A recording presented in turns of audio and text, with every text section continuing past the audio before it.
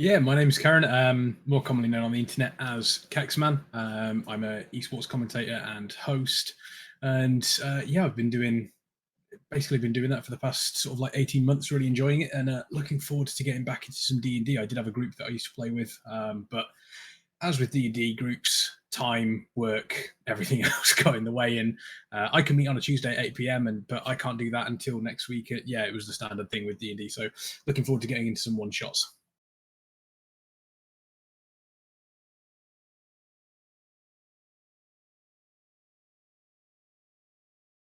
Hi, I'm Eric Badger.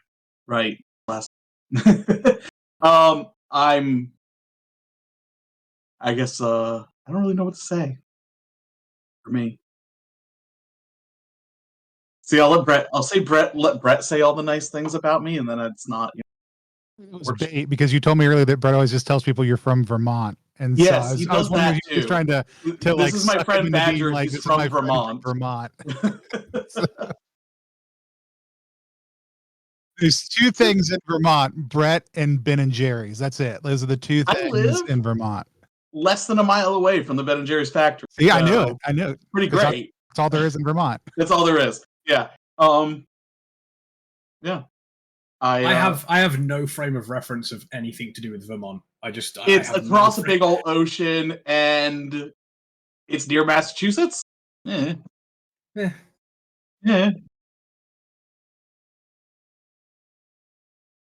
I mean, you know Ben and Jerry's, right? It's where that's from. Oh, I know Ben and Jerry's. Like baked. Yeah, exactly. Baked Alaska. Everyone knows it. It's international. Baked Alaska is the best Ben and Jerry's flavor. I just want to put that out there. I don't know if we can get that one, because there are like regional ones. Anyway, so now we're gonna turn the stream into nothing but Ben and Jerry's talk. This is a Ben and Jerry's stream going live. We're all gonna go grab our favorite pie. We're just gonna take a hard turn into a different form of content. I'll go over there and pitch it. All it is.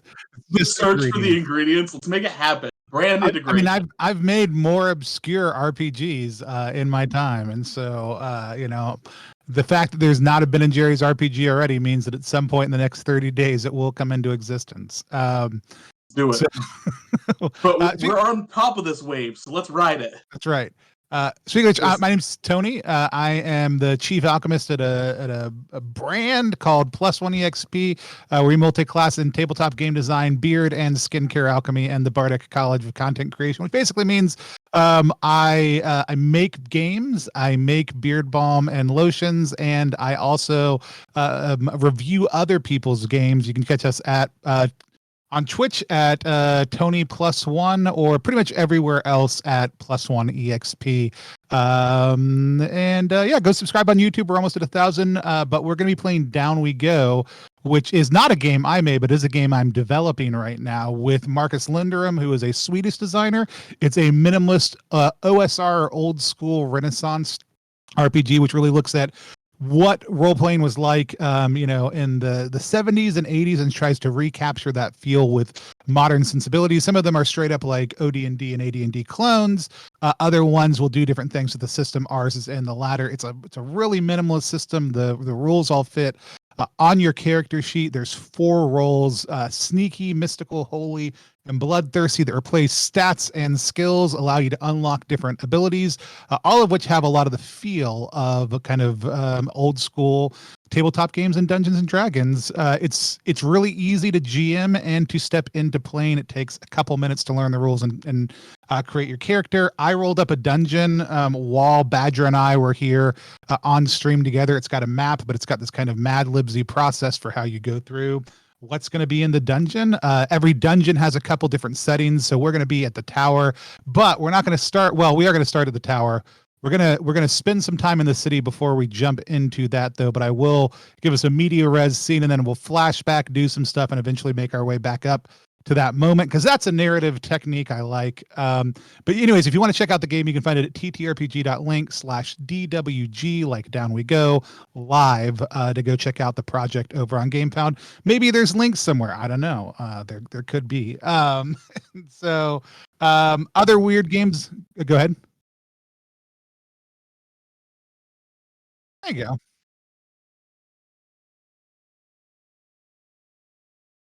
It's in my pinned tweet on Twitter. Yeah, we'll drop it somewhere later or now or whatever. But yeah, just you can go to ttrpg.link/DWD live also too, and it'll take you right there. Every dungeon has a 4 different modes in which you can approach it. They're different adjectives. So we're going to be going to the tower. The 4 ways the tower could happen is it could be a wizard's tower, it could be an alchemist tower, it could be a heretic's tower, but we're going to be going to the watcher's tower, which I just rolled randomly, and there's a whole bunch of other stuff that just kind of shapes it from that. All the entire dungeon, the bestiary, everything else also all fits on one page. Like I said, it's a super compact system that Marcus created. We also are going to have a faction that's going to have Higher Jaw, and I was super excited about the faction that we wrote, but we'll discover them in just a second. Before we dive into the adventure, I would love to hear about each of your characters and who they are, so I can write down names and so people can get a little bit of a sense of who y'all are playing also. So let's go in reverse order. So Badger, do you want to go first? Sure. So my character is here. Let's because my wonderful friend Amanda, who's actually watching right now, drew this little guy for a different game. He is Gregathan the Frogman. And really, I think that just says everything you need to know about him. Just, he's just a wonderful frogman who's ready for business.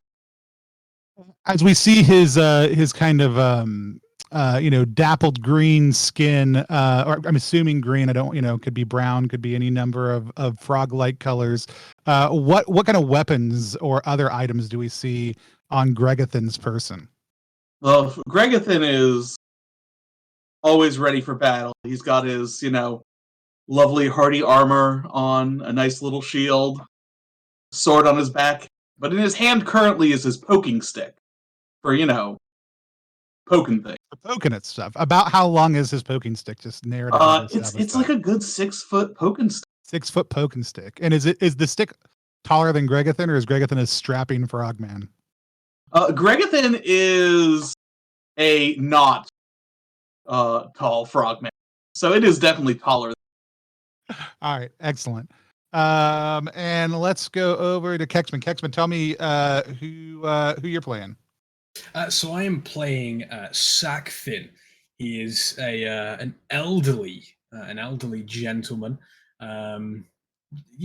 Kind of not frail, but not exactly muscular. Kind of what you would expect from someone kind of like in their sort of like the late stages of their life. Pretty much, completely bald. Has no facial hair. However, does have what is effectively like a staff. Like a walking stick almost, and is in tattered robes that you can't quite discern whether or not they used to be nice robes or not. They might have been, but they've just been completely weathered and worn down to the point where you can't really tell. But can usually be found helping heal people, kind of like a priest style sort of character almost. Cool, love it. And Brett, tell me who you're playing.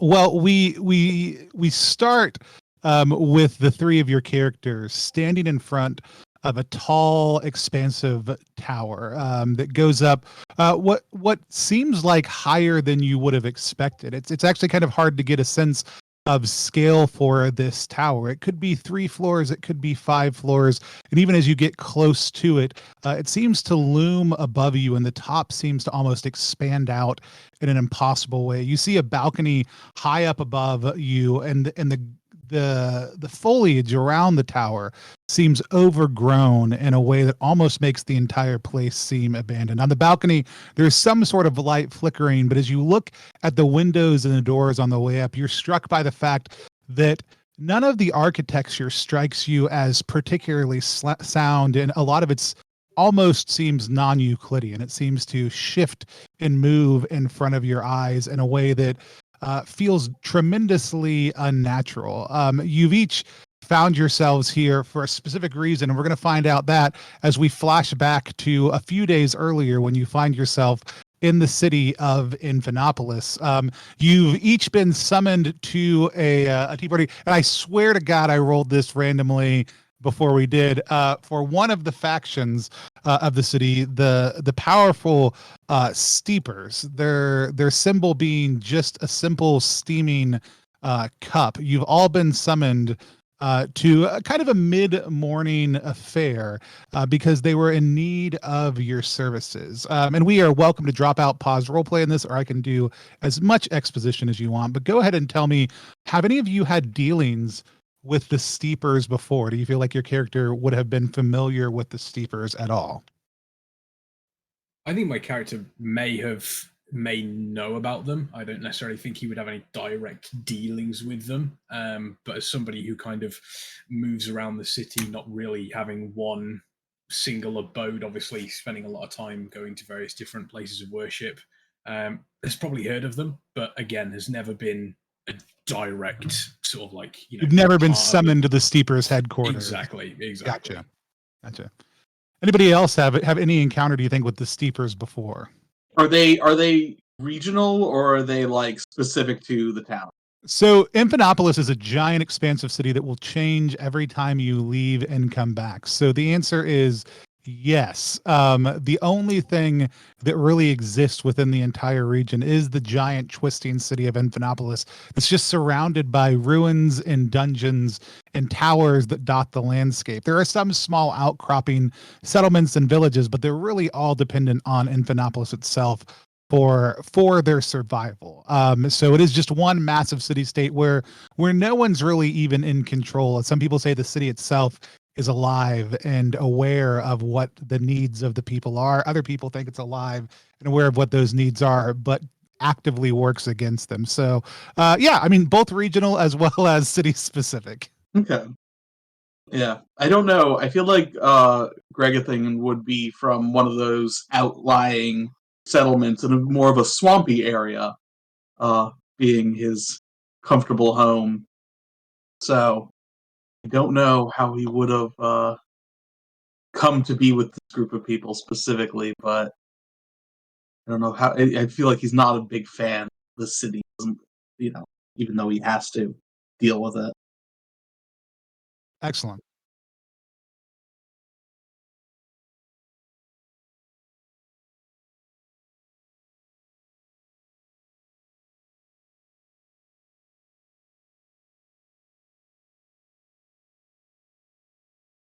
Excellent.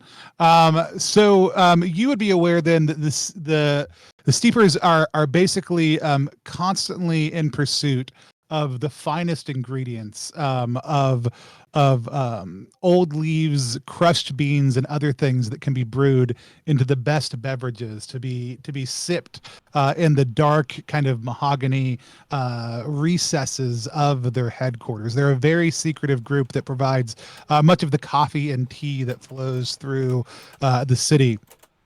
They also have something of a mystical quality to the way that they purport themselves. They seem to be believe that by the way they brew their beverages, they're able to peer through the very fabric of time. And they've sent you out before to retrieve different kind of rare ingredients.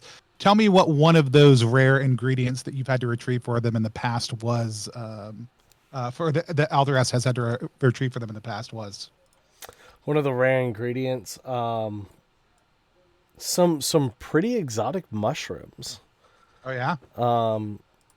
Those are really hard to find, and while oh shoot, what's the study of mushrooms called? My mind just went like, Is it mycology? Yeah, mycology. While Alderlass is not a great mycologist, he's good at following directions. So with a good sketch, he was able to acquire a lot of really rare mushrooms. What did this mushroom look like in the sketch? So it's an oddly like umbrella,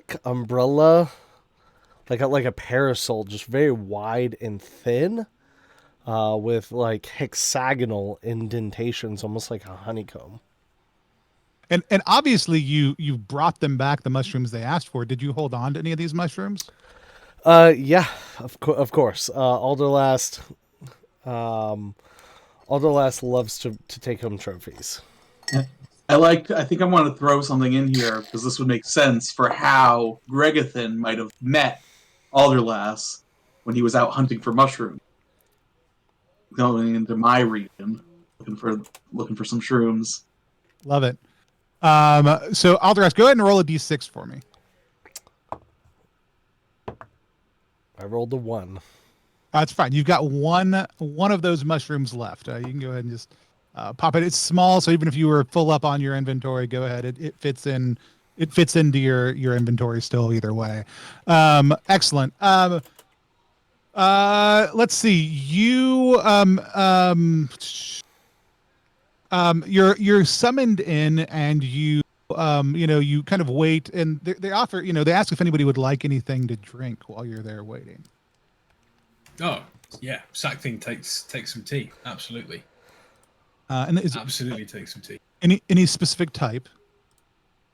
No real specific type. As Sakthin has spent a long time sort of walking around, he understands that, there's various different things and sort of going on in the city, and everyone has their own thing that kind of helps them relax. So he understands the importance of tea for the steepers, and for a lot of people, he understands, tea is not only good for the throat, it's good for the soul. That sort of, he completely understands why people enjoy it. When you say no specific type, you get kind of a raised, almost judgmental eyebrow. But when you say it's also good for the soul, you see kind of a softening of this kind of functionary of this kind of waiting space, and they kind of nod their head and they go and they bring you back a cup of tea. Anyone else? Yeah, I'm gonna be a little bit of a monster, I think. Just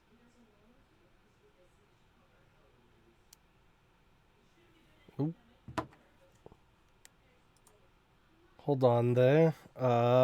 Something froze. Let me double check some stuff. It's frog. that's the worst part. Excellent. Ooh, did we discover I what froze swamp for a drink second. is? Just frog milk. I'm closing all my my browser windows, but I froze for a second. Sorry about that. Yeah, you're good. It's okay. Does Alderess take any tea or coffee while he's waiting? He requests whiskey, but if that's not available, coffee will do. So when you request the whiskey, they kind of look at you quizzically, and then they go back and they bring you this kind of thick amber liquid that almost flows. It doesn't flow quite as thick as honey, but it's certainly, whatever it is not water or whiskey. But it is hot and steaming, and they give you that to drink. Alderless takes a nice sip and kind of. It's good. It is strong like a liqueur. However, it is sweet like honey with an intensely herbal quality to it also too. This actually sounds really good, and I want some. Like if you had a cold right now, you feel like you would be a million times better. Or if you weren't, you wouldn't care quite as much. Do what? We're gonna pause the stream, and everyone's gonna go find this tea. Right. Everybody's like, I need that. Um, so you're called into the kind of after a short wait, you're called into the inner sanctum, and you pass numerous doors with you just hear like the clinking of cups, and you hear somewhere in the distance a long kind of hollow whistle of a teapot, and you kind of get the sense of heat and humidity as you go deeper and deeper, almost as if 1,000 steam wands are being run somewhere, just kind of filling the air constantly around you, to the point where it's almost like a sauna in this space. For Gregothan, it's actually probably incredibly comforting in a lot of ways as the humidity and the temperature both start to rise, but not to any sort of dangerous level. But you make your way into the inner sanctum, and it's dark in this space, and all of a sudden as a curtain is kind of swished closed behind you, the room itself starts to cool, and you only hear this kind of clinking in the distance, and this clinking becomes more and more cacophonous until you hear like a ting ting ting, and then you hear just a voice in the darkness. You've come to us highly recommended, and some of you have worked with us before.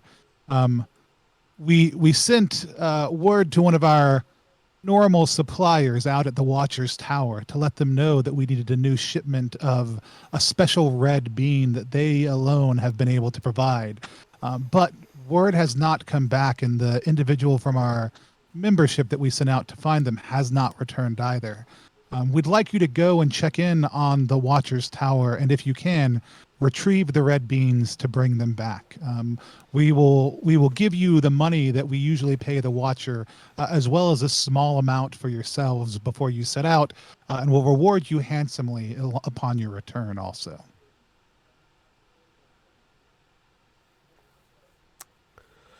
That seems like something I can do.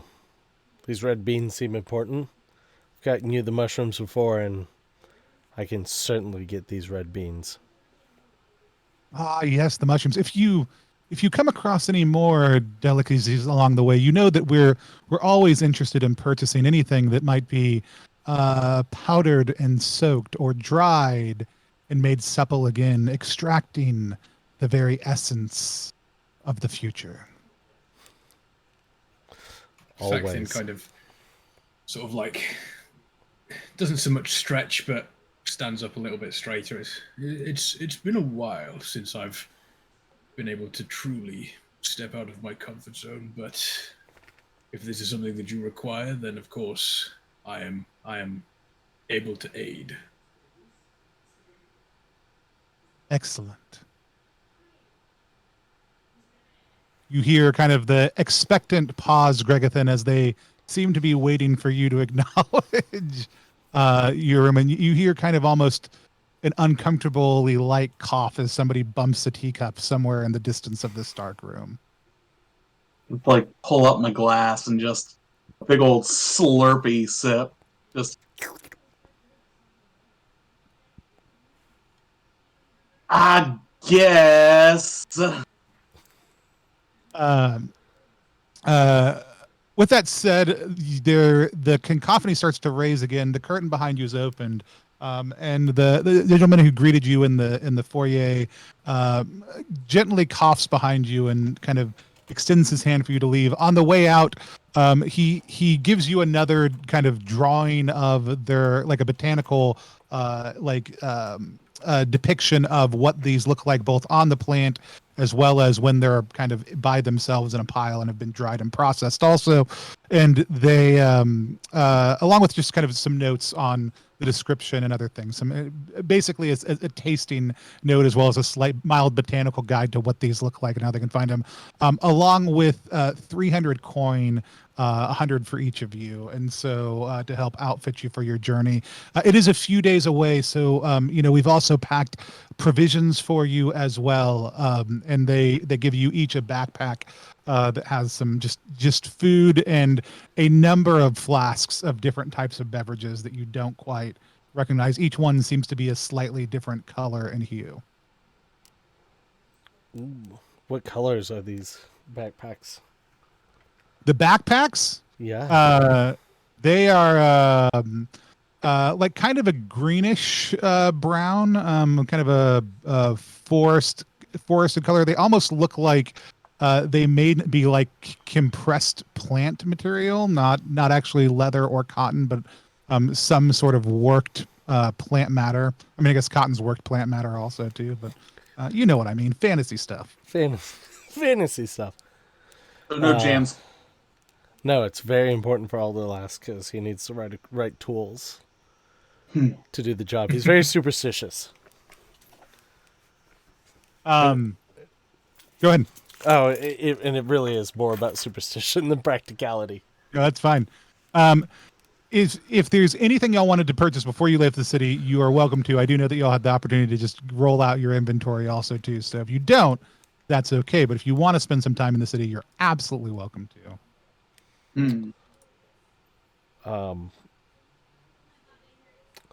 Alderlass seems pretty confident in his ability, in what he has on him, but recognizes that he's a professional at acquiring miscellaneous goods, and so defers to the others.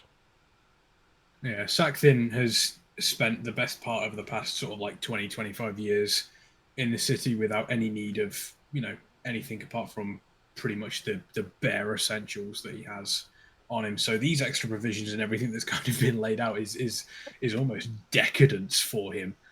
He's kind of looking around and seeing it all, and there's a slight glimmer of kind of you can tell that this is something that potentially he would have experienced before in the past, but as of now, this is effectively almost like a new adventure for him, one that he probably didn't expect that he was going to get at his age.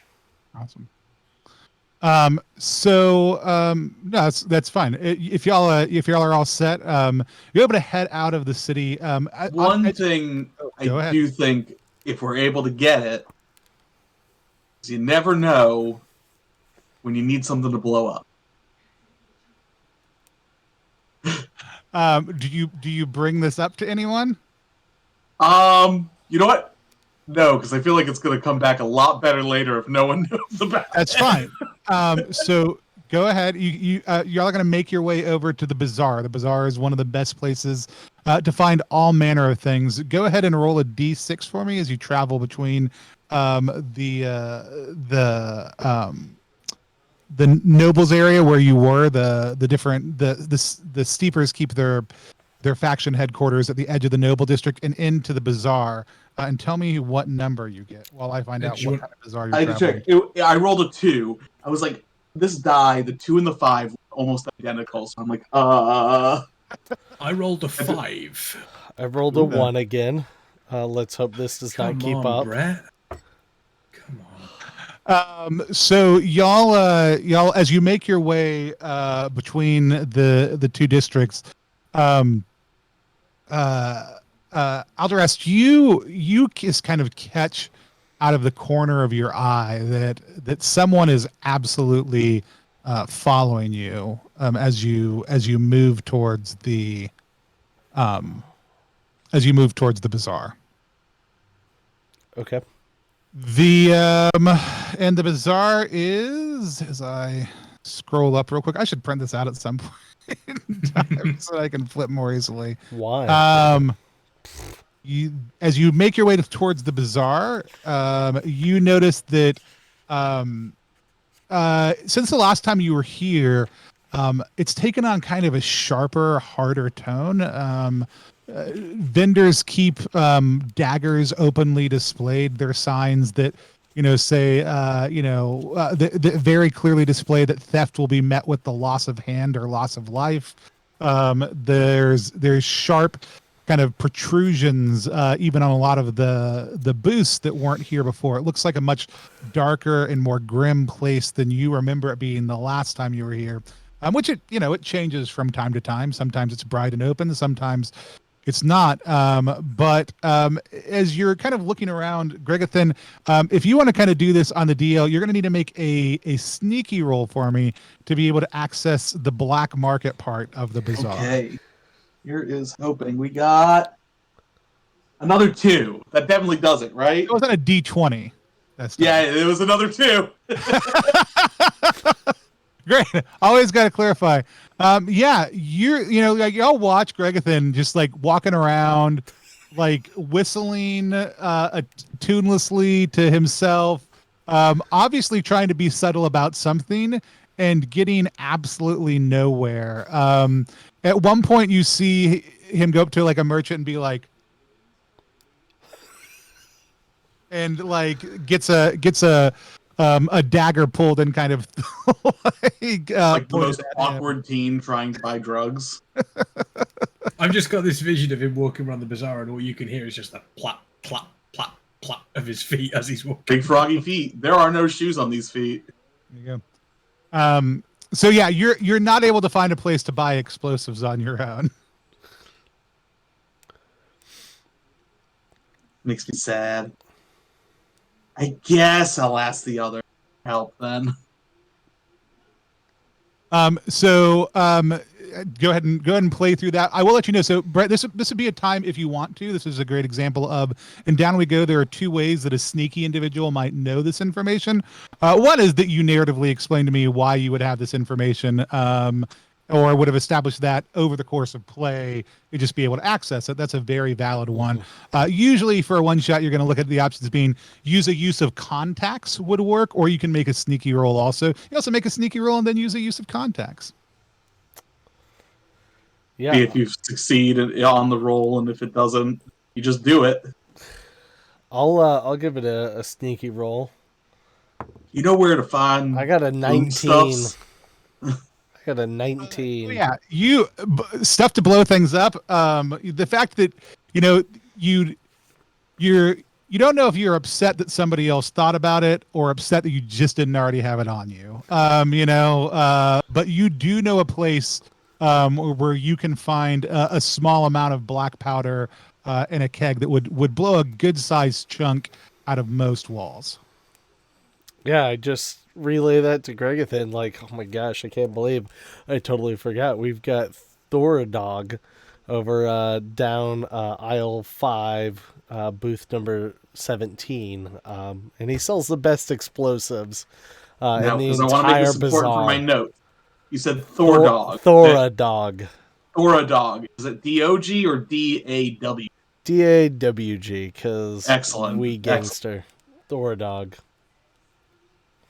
So you can make your way over to Thoradog's. And at first, you see, he looks and Thoradog's very aware of you to go, and when he sees that it's Alderast, he kind of knocks on the wall behind him, and just like flips it open for y'all to be able to walk back and talk to his business partner behind there, who lets you know that you can buy this keg of explosive powder for 250 coin. How much do we have on us? 300 total. Well, were we planning on buying anything? I was not planning on buying anything.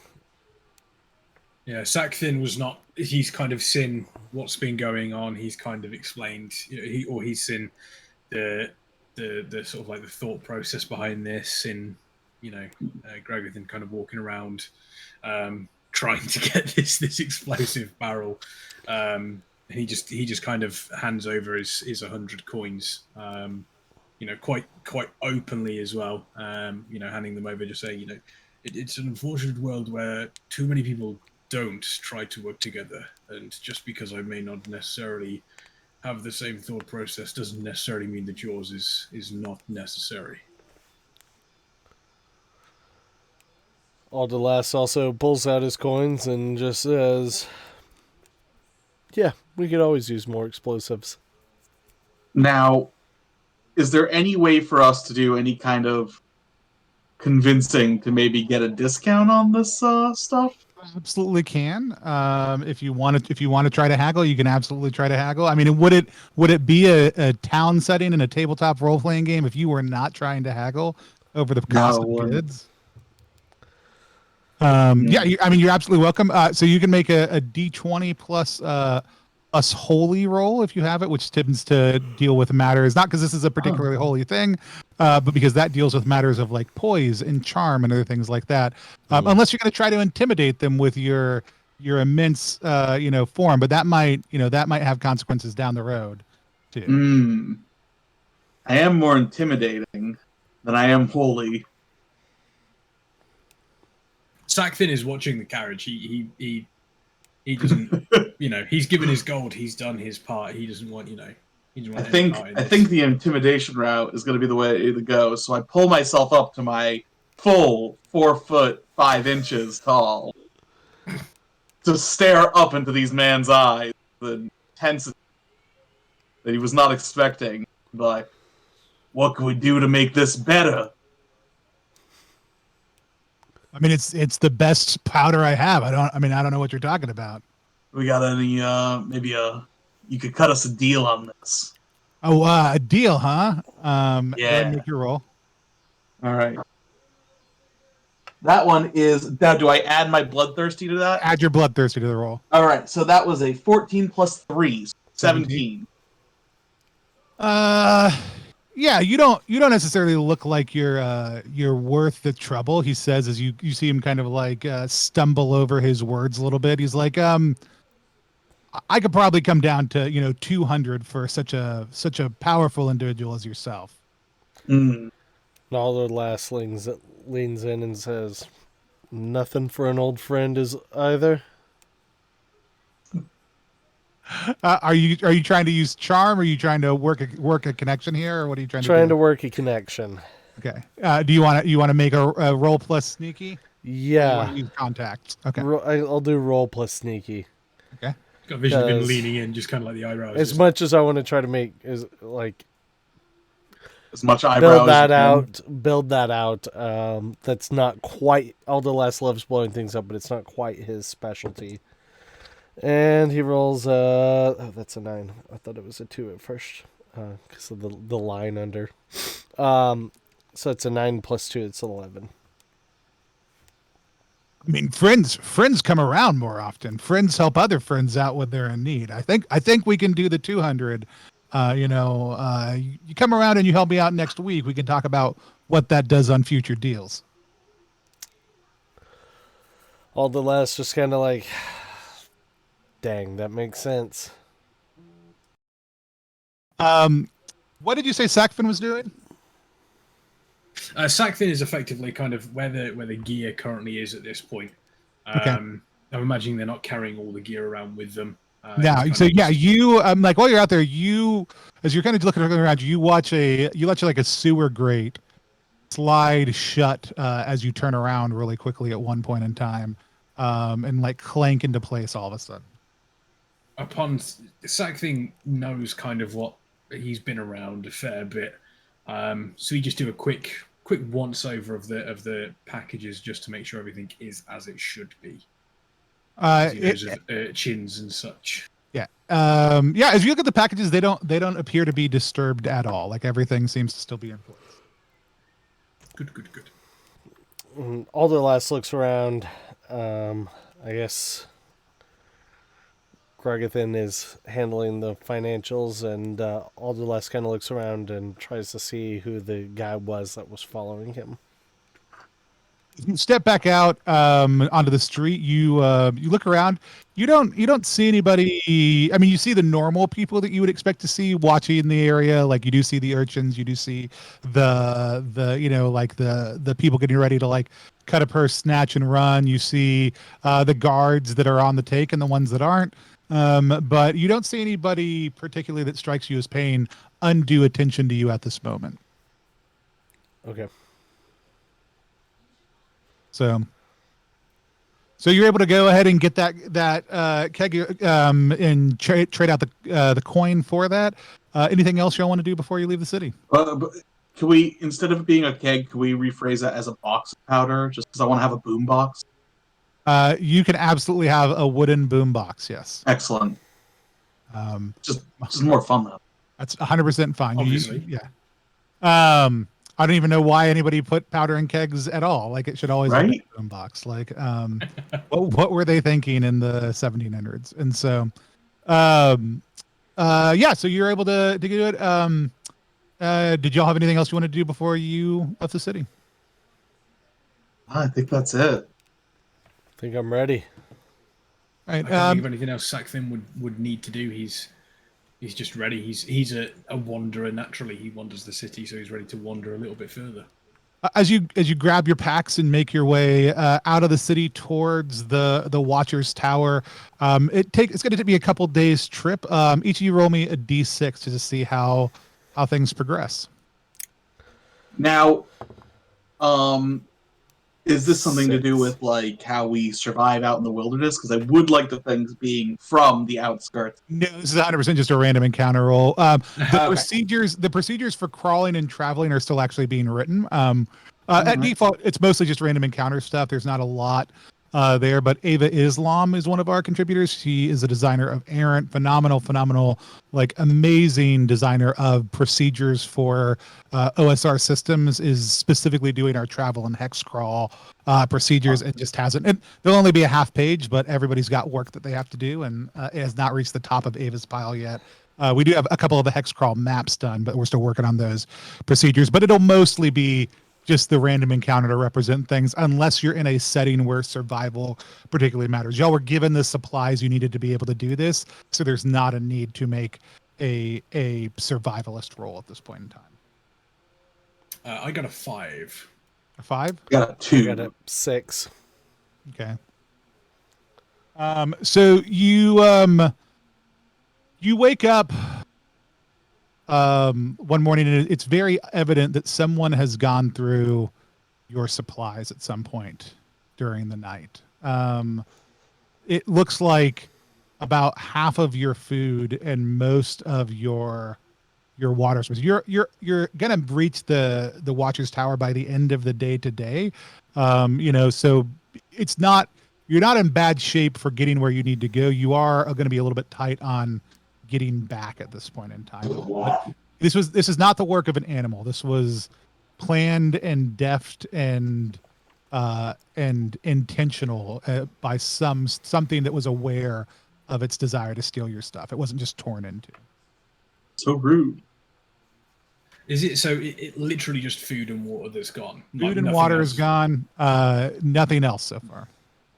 Okay, so like Sackfin looks through all the rucksacks, obviously, just kind of sees everything and just kind of turns to sort of both of his compatriots and just kind of very matter of factly says, whoever did this obviously needed what we had more than we did.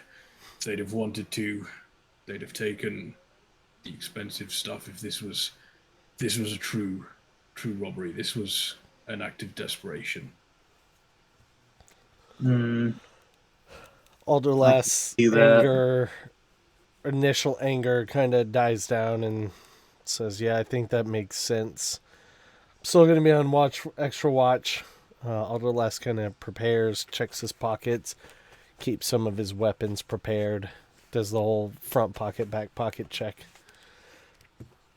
All the things are in all the pockets you expect them to be, as they tend to always be for Alderlass. It's very rare that it is not where you expect it to be. So, y'all make your way, the rest of the day to the Wizard's Tower, and again, you arrive on this scene with this tower that seems to defy gravitation. The foliage around the tower has become, as you get closer and closer, you're seeing these bright red streaks in the foliage that don't match with the rest of the trees and plants so far. You see these deep kind of purple veins running along the ground as you approach the tower, and you find yourself standing a few hundred yards away from this looming tower. What do you do? Alderlass looks at his friends and says, "It may be best for us to circle around, see what entrances are there before we decide exactly where to go. And we don't necessarily need to split up, but I think it's best if we kind of observe from the tower, around the tower, what's going on." Sackfin does nod and agree with that, and sort of there's a saying amongst the steepers The longer the tea brews, the better it is. I completely agree. We should take a look around and see exactly what is going on with this tower, because this is no ordinary tower. Has anybody taken time on the way here to look at the notes that they gave you about the red beans that you're after? Not yet. I think Sackfin would have. Sackfin would have taken the time. Okay, so Sackfin, tell me, there are, as you're reading through this, you're thinking about a lot of things that have been said about different beverages, about other things, rumors that you've heard over time. And this, as you're reading through these, they remind you of stories that you've heard before. What did one of those stories propose that these red beans can do? So one of the stories that Sackfin had heard throughout, obviously, the many, many years he'd spent wandering around the city, in hushed tones, is that these red beans had been able to effectively slow death, not stop it. But the tea is can be used medicinally if someone is near death's door, potentially. It can be used to help slow that down, to give them more time to receive treatment. But again, it was one of the more fantastical tales that he heard. Obviously, there's plenty of other tales he'd heard about the red beans, from being able to cure people of various different sicknesses to even helping some poor husbands perform in the bedroom, pretty much from every single side to every other side that there possibly can be. Awesome. Perfect. And then Gregathan, you having grown up out in the expanses and come into Infernopolis early, have heard numerous rumors about the Watchers. What is the most common rumor that you have heard about the Watcher in this tower? Mm. Or maybe not most common. What's the one you give the most attention to? I hear tell that the Watcher's eyes not in his head, floating around, go see anything. Real messed up.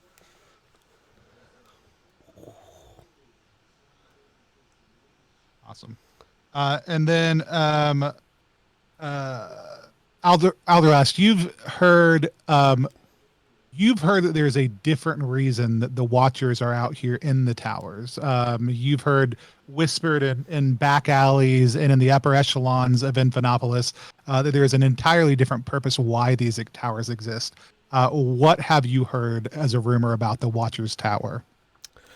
The Watchers Towers are actually a diversion. There's a lot of things going on in the city that some of the upper echelon don't necessarily want you to know. And so one of the things that they have done is erect these massive towers as a diversion and a distraction to give people something to talk about, the lower class. Something to talk about and discuss. And that's what Alderlast has heard. Oh, so they're 5G. They're 5G towers. It was very QAnon. It was excellent. So as you make your way to the tower, like I said, you see the story. You said you wanted to go around the edges and watch. Was that the plan? Yeah, just walk around the edges of the tower, see what ways in there are, and at the same time just observing anything going on, the goings on.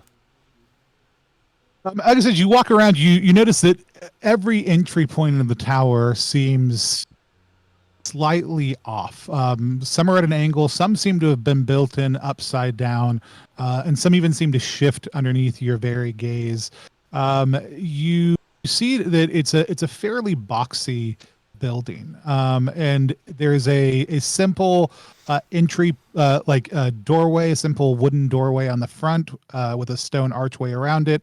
A window in the front that seems to be in a bizarre kind of oval shape, and then there's a perfectly square but at an offset angle window in the middle of the back that you can kind of see that it looks like there's a fire flickering through that has a slightly purple hue to it.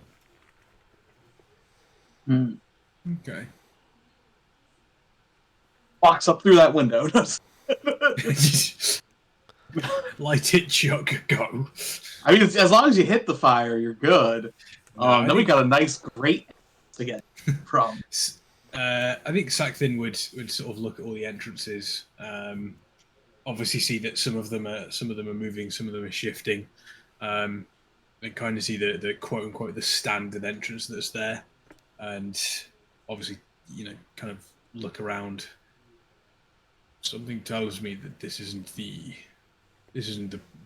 proper way for us to go, but sometimes when something is so obvious, you should probably take it, because every so often, luck can shine on you.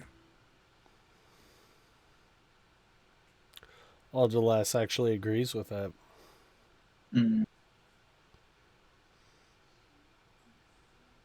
So Sakthin just gets the stave and just kind of, at first, bangs against the bottom of the door with the stave, see if there's any answer to it at all. Almost like a common courtesy, even though that realistically in this sort of environment, he's not expecting a butler to open the door. Yeah, you knock on the door. You hear kind of a quick clicking noise, and then silence. Okay. Sakthin kind of turns to his compatriots. Either of you recognize that noise at all?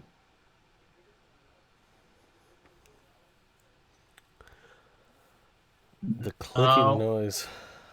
It almost sounded like the door was being unlocked, but can't quite be sure.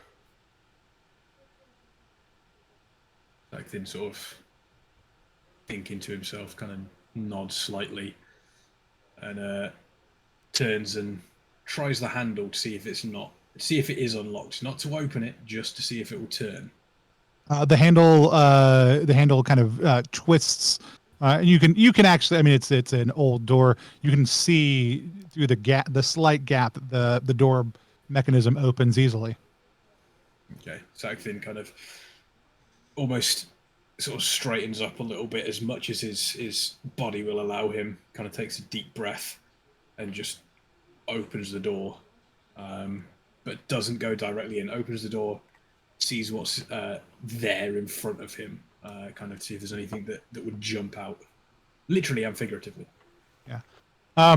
In front of you see what looks like there's some sort of dim lighting. It's not very well lit. Like I said, it's somewhat overcast towards the end of the day. The sun will be setting in the next hour or so, but with the heavy cloud cover, it's near dark right now. You do see some light purple light that seems to be far more stable. And as it opens up, it almost looks like somebody's erected a bunch of like pedestals with curios on them, things from the local foliage, and one of those is this intense kind of glowing purple flower that's right in the middle of that. There's also this skull of a creature unlike any that you've ever seen before, as well as just a bunch of other natural pieces of what look like they've been collected from around the landscape here. There's a chair that you can't imagine would be at all comfortable to sit on, sitting next to a table with a slightly sloped surface to it. And all the materials on it are staying in place, but they look like they could slide off at any moment. Are there any texts in the room at all? As far as like books or anything like that? Books, scrolls, any Yeah, sort so of single page. Like on the table, it looks pages. like there's a journal as well as some loose paper. But that's the only one you see from where you're at in the doorway right now. Sort of seeing it, Sakthin looks around, sees that there's no obvious sign of anybody in the room. It's just empty, but filled with obviously the curios and such. Yeah. Okay, so Sakthin would kind of sort of like take a step forward, look around. Immediately notice the journal and the pages, and immediately make a beeline for those.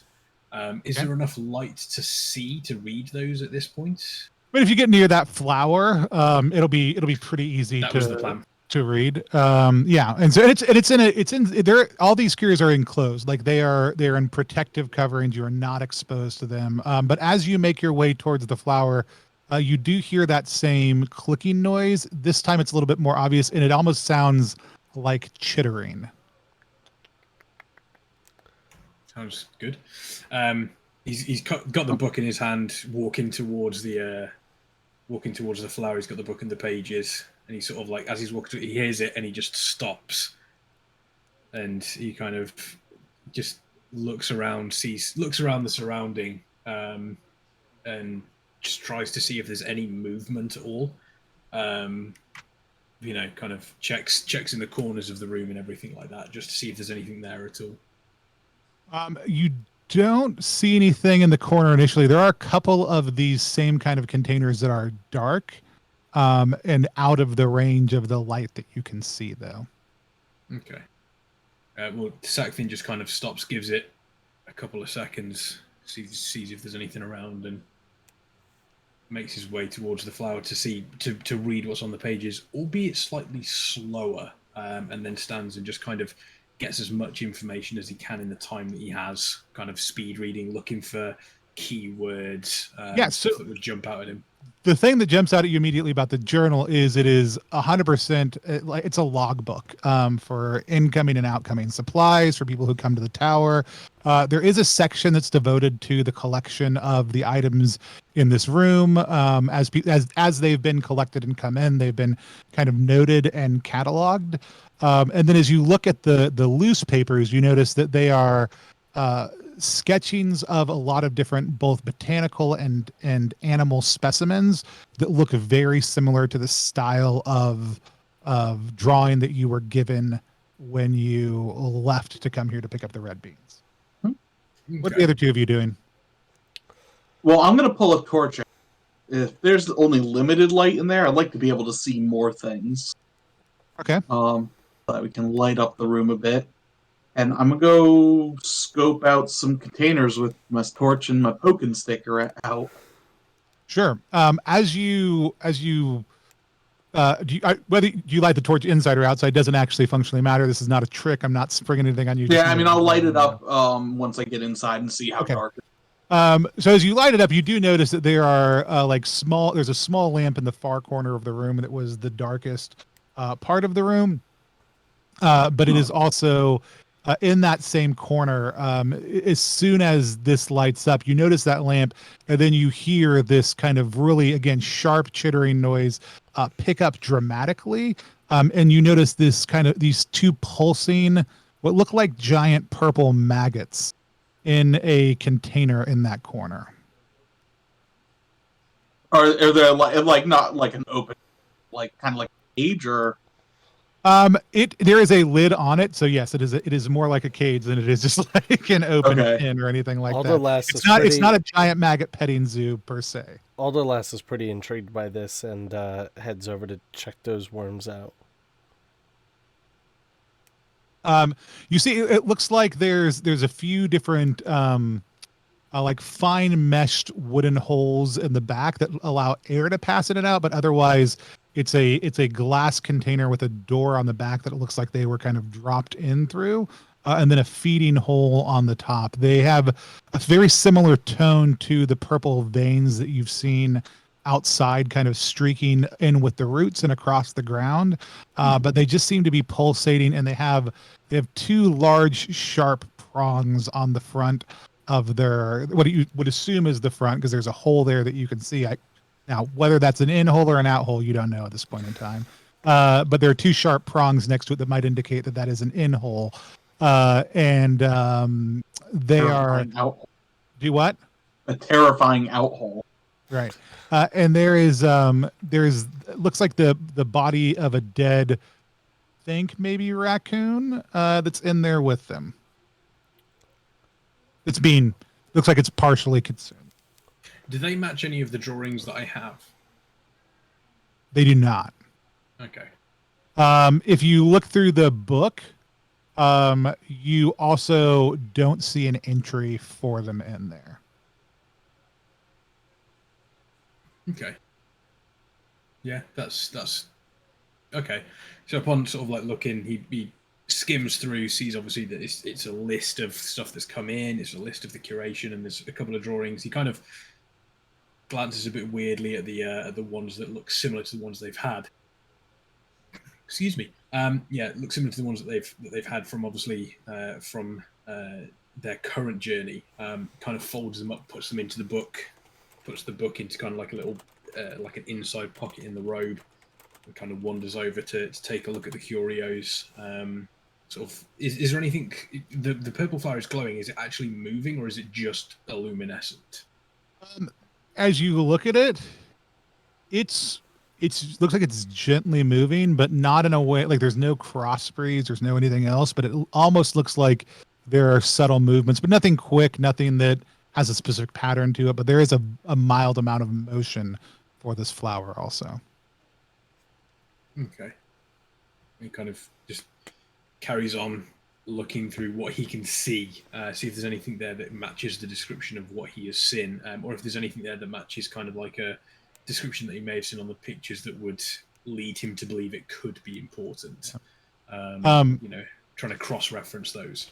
As you look through the book, you notice that like there are a lot of things in the room that like there's this skull that doesn't look like any skull you've ever seen, and there's a record of a skull of a primate being brought in, but this and it looks like it's in a similar position to where this would be, but this skull does not look like a primate skull in any way, shape, or form to you. Like it looks absolutely bizarre, almost like the bone is almost too thin for you to think it could have been a mammal or an upright walking large beast, but the size of the skull is very large, and so like there's a number of just kind of inconsistencies that you're noting in what is written and what you're seeing. Like there's a flower that's supposed to be in that same spot. It doesn't look like that flower. Also, you notice as you get kind of quickly read through this book, it looks like all the entries stopped about 3 weeks ago. Okay. Interesting. Alderlast is he's seen a lot of weird stuff, but this seems much weirder than a lot of the stuff he's encountered, and kind of relays that to his party. Just says, I get a really weird vibe about this place. These beans must be pretty good. There are tons of these kind of pedestals, curios. There's even some shelves in the back of the room that just have a bunch of stuff uncatalogued on them. And then the only other thing, and this is, again, it's a very large room. It's about 25 by 50 feet. There's plenty of space to move around. Towards the back left-hand corner as you would have entered, there is another doorway back deeper into the building also. Alderlast suggests that we probably move on. While keeping an eye on specifically the chittering, because we don't want to give away our position, but these little wormy dudes seem to react to some of what we do. Reacted to the knocking, reacted to the torch flaring. Yeah, they certainly don't like the light. Like they are like they have actively moved to try to shield themselves from it seems. Okay, so yeah, I would suggest that we move on while just keeping note and listening to those chittery boys.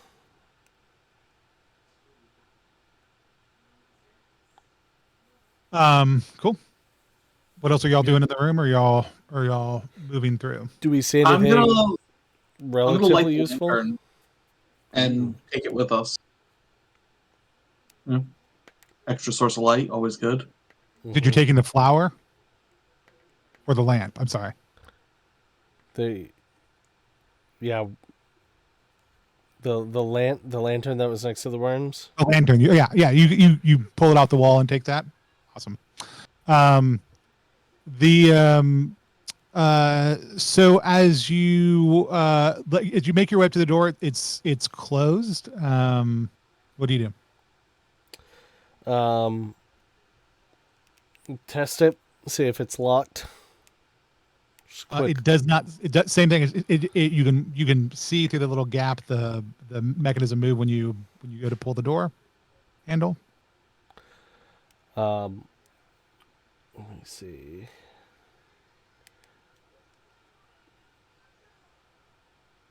So Alderless sometimes likes to leave things up to luck, and he has two dice on him, and he looks at his crew and he says, "I'm gonna roll these 2 dice, 7 to 12, and we just burst through 1 to 6, and we take our time."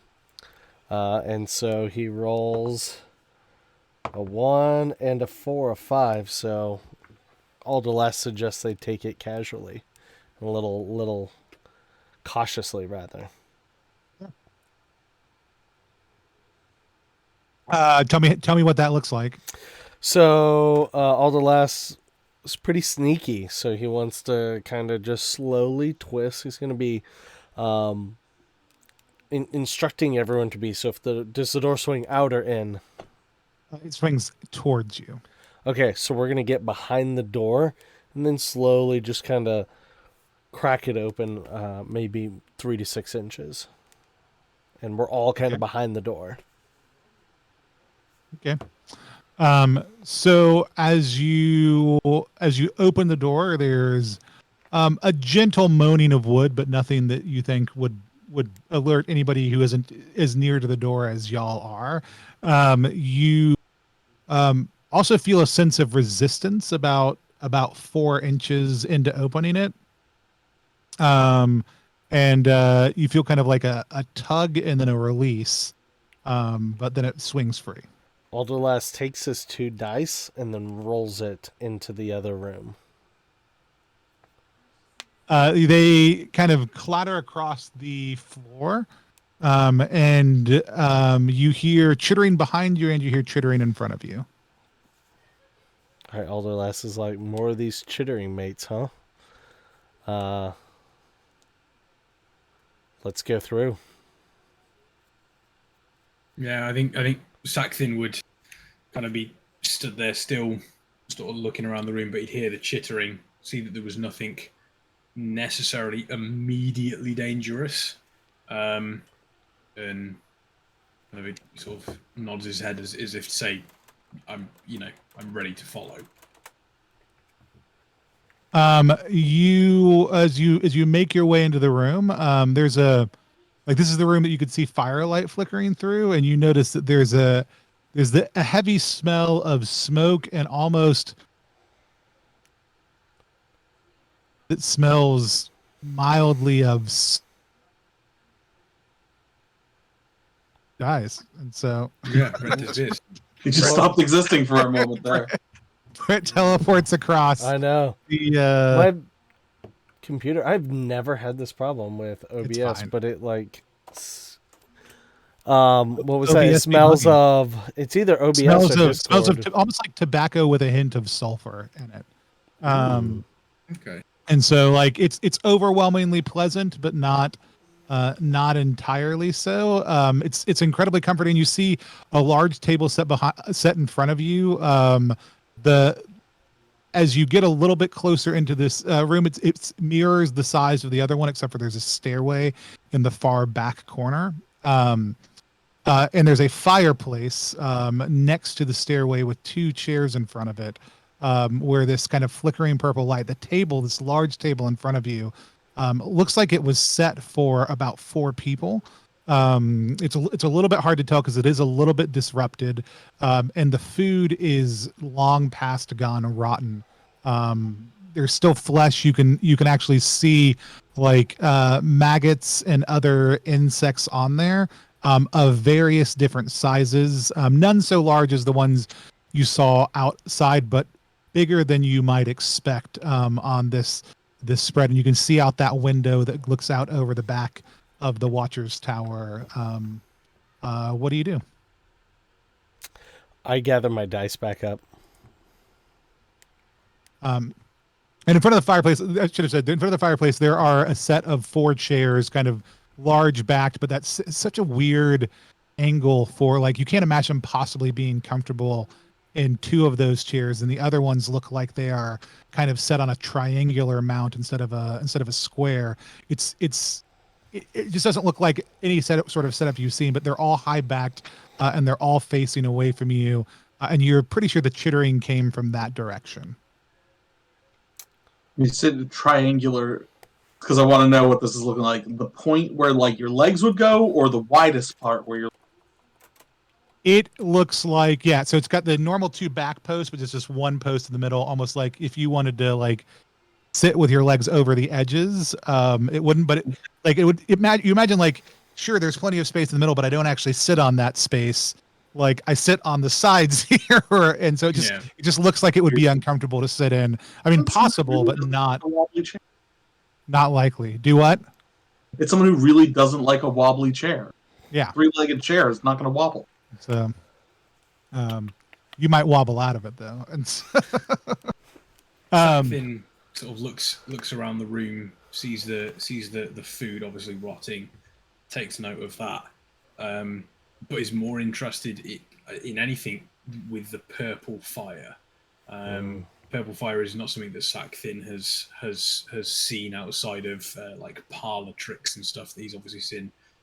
It's not entirely purple. It's almost like there's like in the same way that you might see blue flames.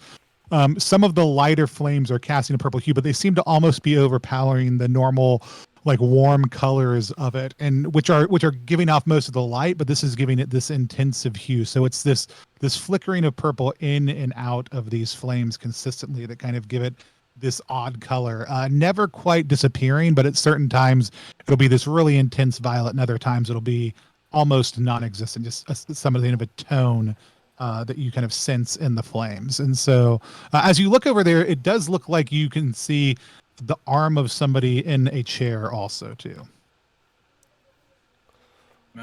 Okay, Sack-Thin sort of nudges his compatriots and points, doesn't say anything, but points towards the arm, and kind of motions for caution, just kind of, just almost like a deep breath style thing, seeing that it's there, and it's kind of now takes a step forward, just a single step, just to see if there's any immediate reaction.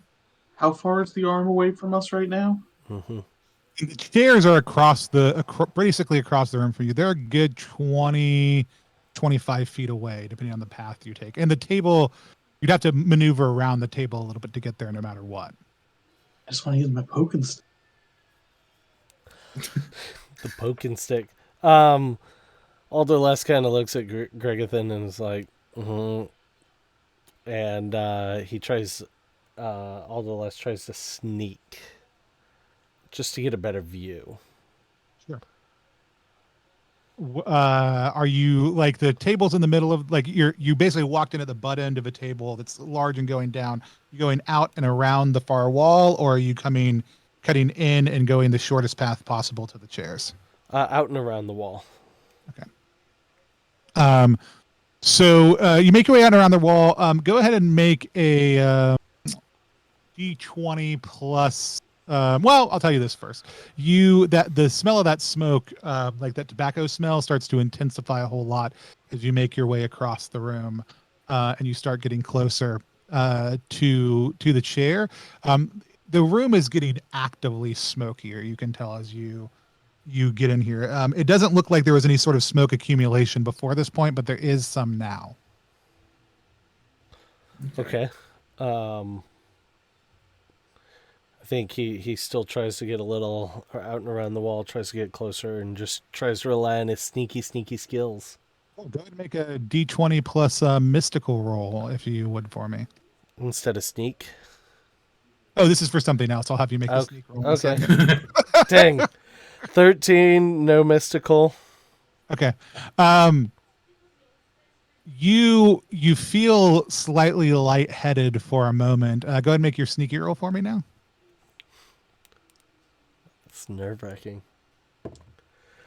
Sneak is 15 plus 2.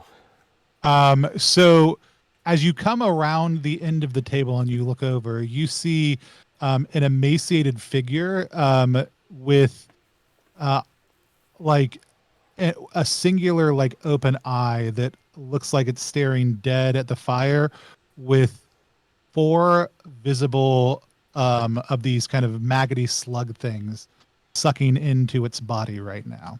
Ooh. They're the so similar to the maggoty things that we saw in the jars. Okay. Yep. So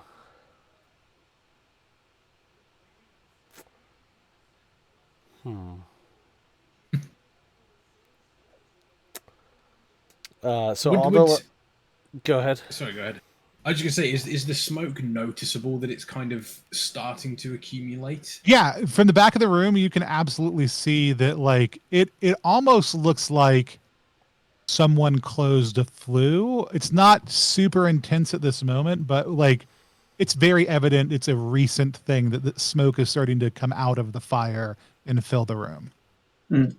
I'm going to look at the door because we said when it opened, we felt some resistance. Do we see any kind of like string rigging mechanism on this side of the door? As you look up and you look specifically for that, you absolutely see that there is some sort of cord that is running along the ceiling over towards the fireplace, and it looks like the air bypass has been tapped into, and that string runs straight into it. So like the flue got closed. Can I reach the string? You can reach the string, yeah. All right, I want to pull it down to open that back up. So you pull it and you watch the string come out of the stove, the fire, and it's kind of the fireplace, and it's kind of charred on the end. You can see ember still kind of smoking on it. Okay. I think as this is Sakthin sort of like kind of sees what's going on, and heads. So there's a window in the room, correct? There's a window in the room, correct? Yeah. How is it? Quite close? Is it sort of like away? It's on the other side of the dining room table from you, which means that you can either go over and it's a very short, loud trip, or you can go around and it's a slightly longer, but like again, it's a 25 by 50 room. You're on the side with this big 12-footish table. So if you go around, it's going to be a 16, it's going to be a trip. If you go over, it's shorter but loud. But it's going to. I mean, you can do it in 20 seconds easily.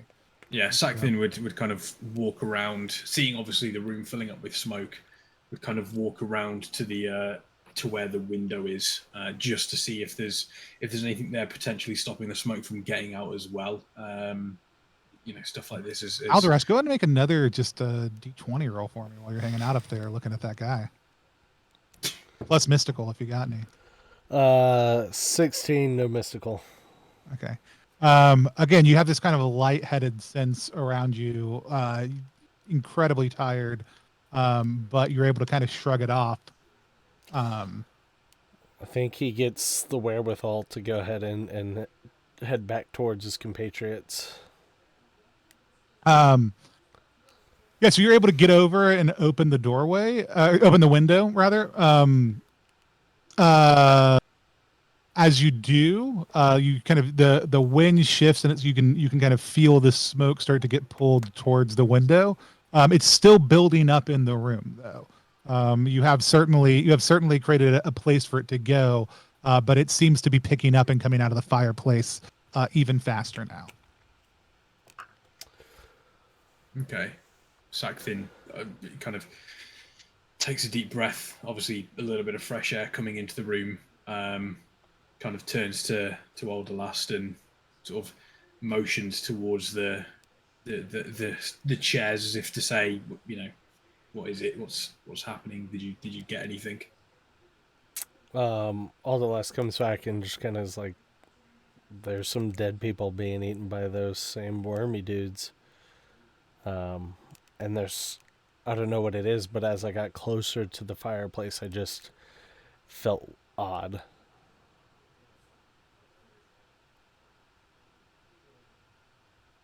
Sakthin sort of nods, takes a look at the food, kind of turns back to Alderlast. Did you happen to see how they died? No, they were those maggot boys, and they were just kind of eating on them.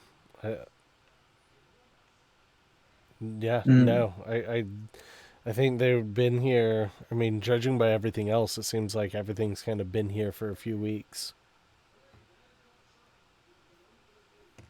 Sakthin sort of nods his head, turns and looks towards the table.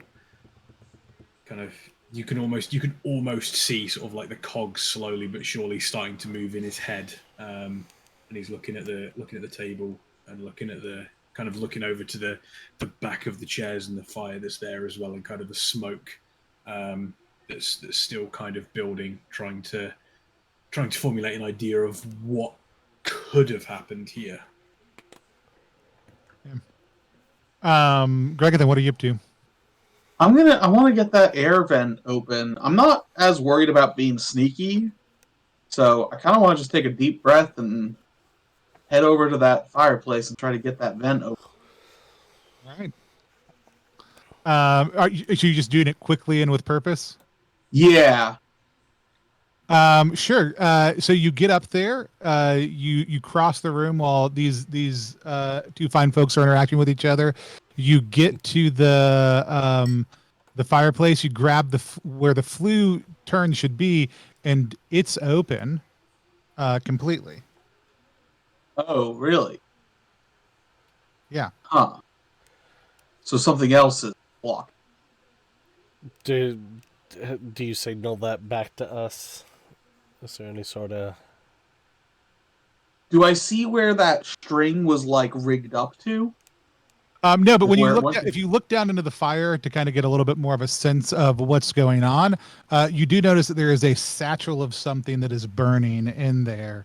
Go ahead and make a bloodthirsty roll for me, as you've been standing here now for a decent amount of time, kind of inspecting 15, everything. 12 plus 3.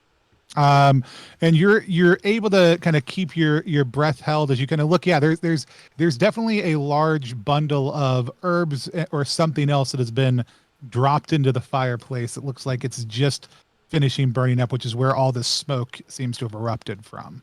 Can I smack what's left of it out of the fire and kind of stomp it out? You can try, sure. Yeah, I'm gonna try that. You could try the poking douchiest GM thing to say in the world, by the way. I know. It is, I know. Every time I hear it, my stomach just goes, oh. As a GM, I always feel dirty whenever I say it. My DM always goes, you can certainly try. Just like, Yeah. My favorite is like, I'm not gonna stop you. So, tell me, you gonna just use your pokey stick to pull it out? Yeah, I'm gonna use the pokey. Awesome. So as you do this, are you stomping on it? How are you putting it out? Yeah, I mean, I'm not the brightest guy, so just gonna stomp on it. That's fine. I mean, it hurts. It certainly doesn't feel good to your webbed foot, but it doesn't do any damage to you.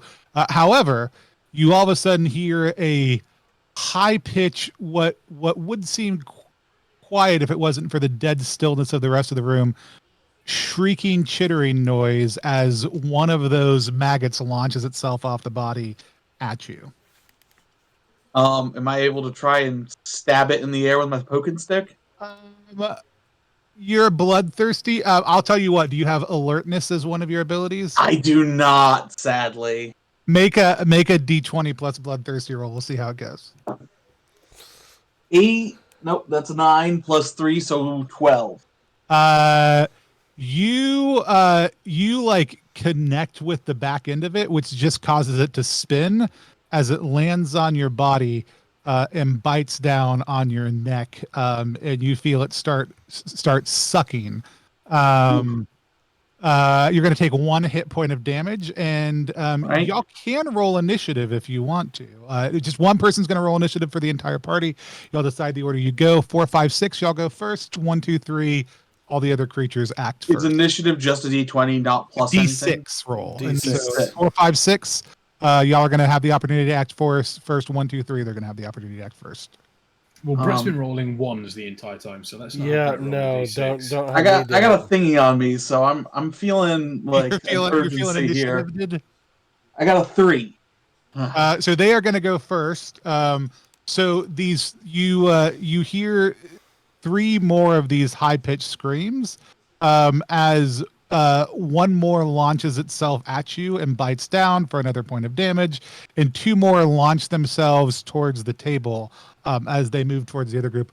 Also, go ahead and make a bloodthirsty roll for me to see if you're able to hold your breath in the middle of all this as you're surrounded by smoke.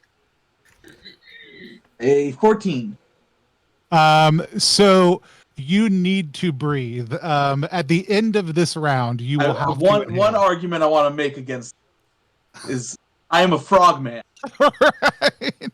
I do believe we I have mean- great lung capacity. You do, which explains why you've made it so far. But unfortunately, you also Okay. have a maggot thing sucking on your neck, which may be impacting your breathing ability. Don't kink shame me. And so, but you just know you're going to have to breathe soon. So at the end of this action, you will Okay. breathe. But you will have the chance to act first before that also too. So, Okay. so with that said, that is what they all do. What do you all do? How close are they on the table to me and Abalast?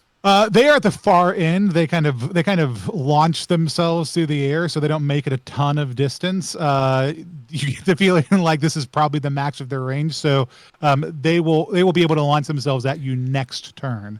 How many are there on the table? Do what? How many are on the table? 2.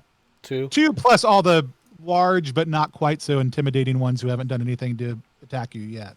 Because there were plenty of other insects on the table, but two of the big bitey ones that make the chittery, screechy noises. Yeah. I'm gonna take the torch in my hand and jab it into the one on my neck. Okay. So, which I guess just is attacking it. Yeah. When you say jab it in, describe what that looks like to me. Well, so how big are these things? Like, again, I'm a small frogman. Yeah. So how big is it? They're like this big, right? Okay, so I could probably hit it without it having to make contact with me. Yeah, you're also just using a torch. That's why I'm curious for you to tell me exactly what the process looks like. Yeah, well, when you got don't they say like when you got a leech on you, you're supposed to take you blow out a match and you put it on the leech so it'll let go. So are you trying to stick? You're not doing you're doing a put the hot end on it.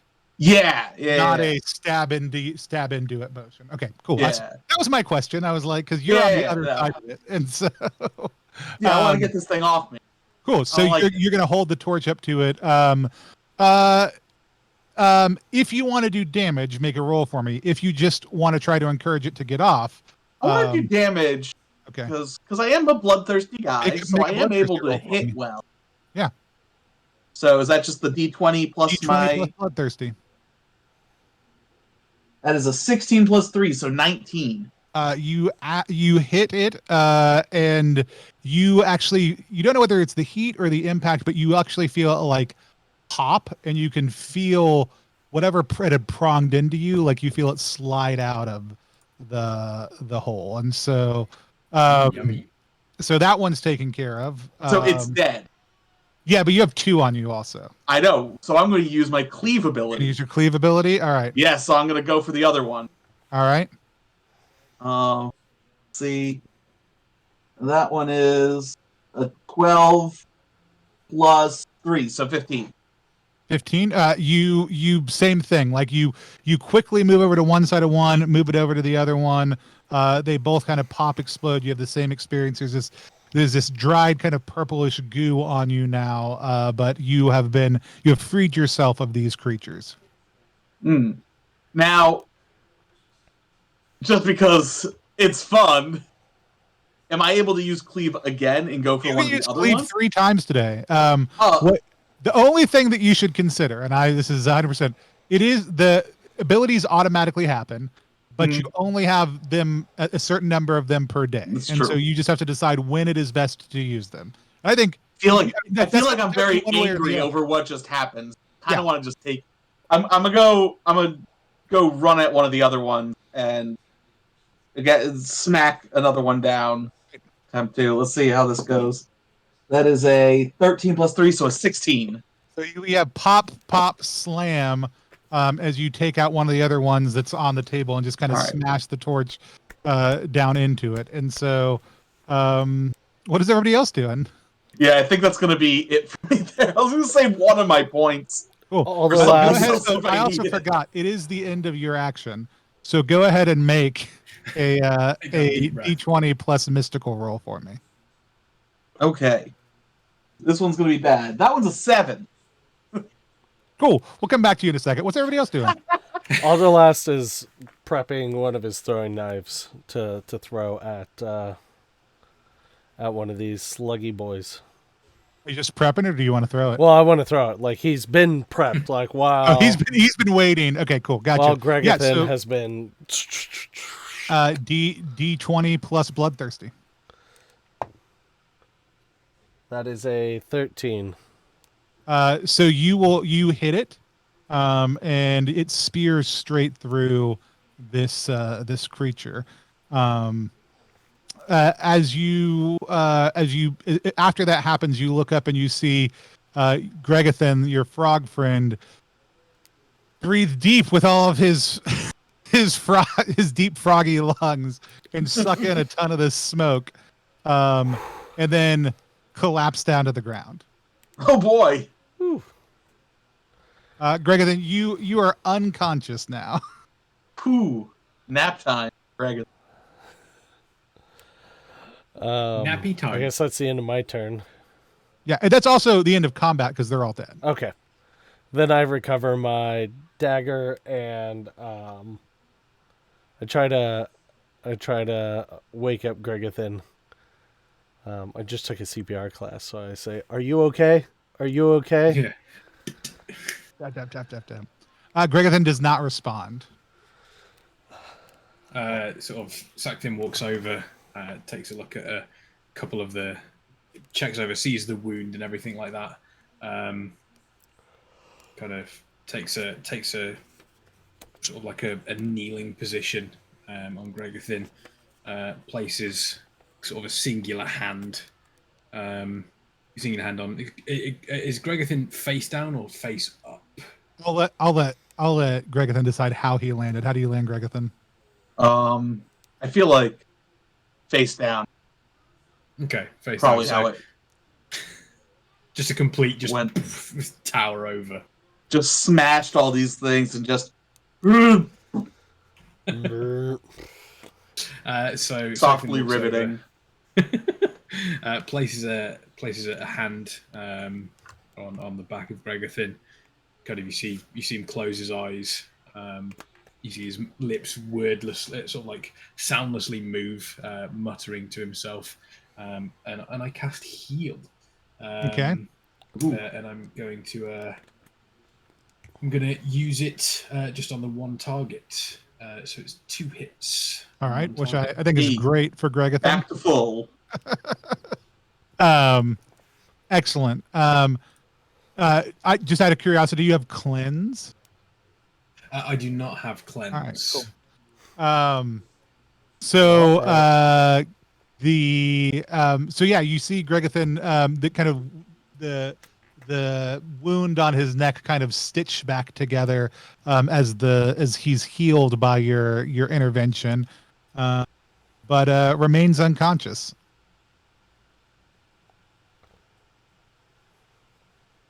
Okay, Sackton sort of checks over, sees the wound heal up, kind of looks up at Aberlast and sort of, I feel as though we should move him to the other room as quickly as possible. Yes. Alderlast just kind of goes and picks up Gregathan and carries him out of the room. Okay. What happened with the burning herb bundle?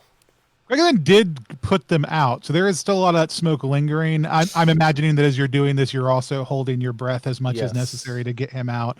But yeah, it is given a little bit of time, that room will clear up pretty well. So I mean, in the next 30 to 40 minutes, it'll be free of smoke. In the next 15 to 20 minutes, you'll be able to walk through it without significant danger. Because that was Sackfin's idea, was to head over and see exactly what was stamped out on the floor as soon as we got Gregathan back into the other room. Excellent. Yeah. So if you give it a couple seconds to clear out, or you have a few minutes to clear out, make sure Gregathan's comfortable, and you go back in, and it looks like it's an arrangement of flowers. What is your familiarity with? I mean, like you do a lot of healing. Do you have any training in traditional healing, or is it only mystical and holy healing that you have a background So, in? in the time that he's spent in the city, he will understand, healing herbs. Obviously, Right. he's got a very open mind. He doesn't close himself off to just mystical healing. He understands the need to sometimes, if you're, if the time isn't right, or if the patient themselves don't necessarily want to have anything to do with that, he understands the use of herbs. How they can be used, everything along those sort of lines.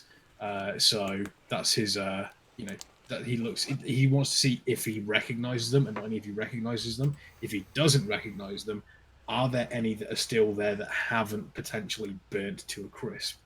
Excellent. You don't recognize them, which tells you a lot, right? Like, you do have a good amount of experience here. These are not ones that you have seen or heard of. Same kind of thing. There's these bright purple and red colors that don't make sense for the local foliage. Speaking of, But you do find that there is kind of like one kind of bulb of these wrapped herbs it is mostly intact. Like, it did get burnt to a certain degree, but it is mostly intact. okay, so he kind of gathers up as much as he can, and sort of pops them sort of like into, because I'm assuming we've still got kind of like our backpacks with us, our satchels that have got the provisions and stuff in. Yeah. Yeah, so he sort of kind of gathers them up and pops them into sort of like one of the pockets there, that he can, because even though necessarily it might not be exactly what they are directly looking for, he does obviously know that they did ask for anything that may potentially have been of use, and it certainly felt like it did something. Yeah, it absolutely did.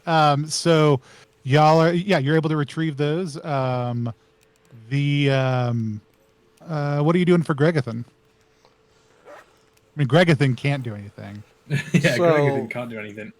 Even after we wait, there's no responsiveness. There's no sign. You actually see like there's a kind of like greenish, reddish liquid that's kind of coming out of Gregathan's ears. Okay. He's hemorrhaging quick. So I do have that rare mushroom which I decided to call a Signa Crest. One of the reasons it was used was because of its unique healing abilities. Can I try to... You're gonna break off some of that Signa Crest into Gregathan's how are you applying this to the unconscious Gregathan? Are you doing a little baby bird action here, or what's the process? No, we're gonna is there anything like metal that I can like make a little tea out of?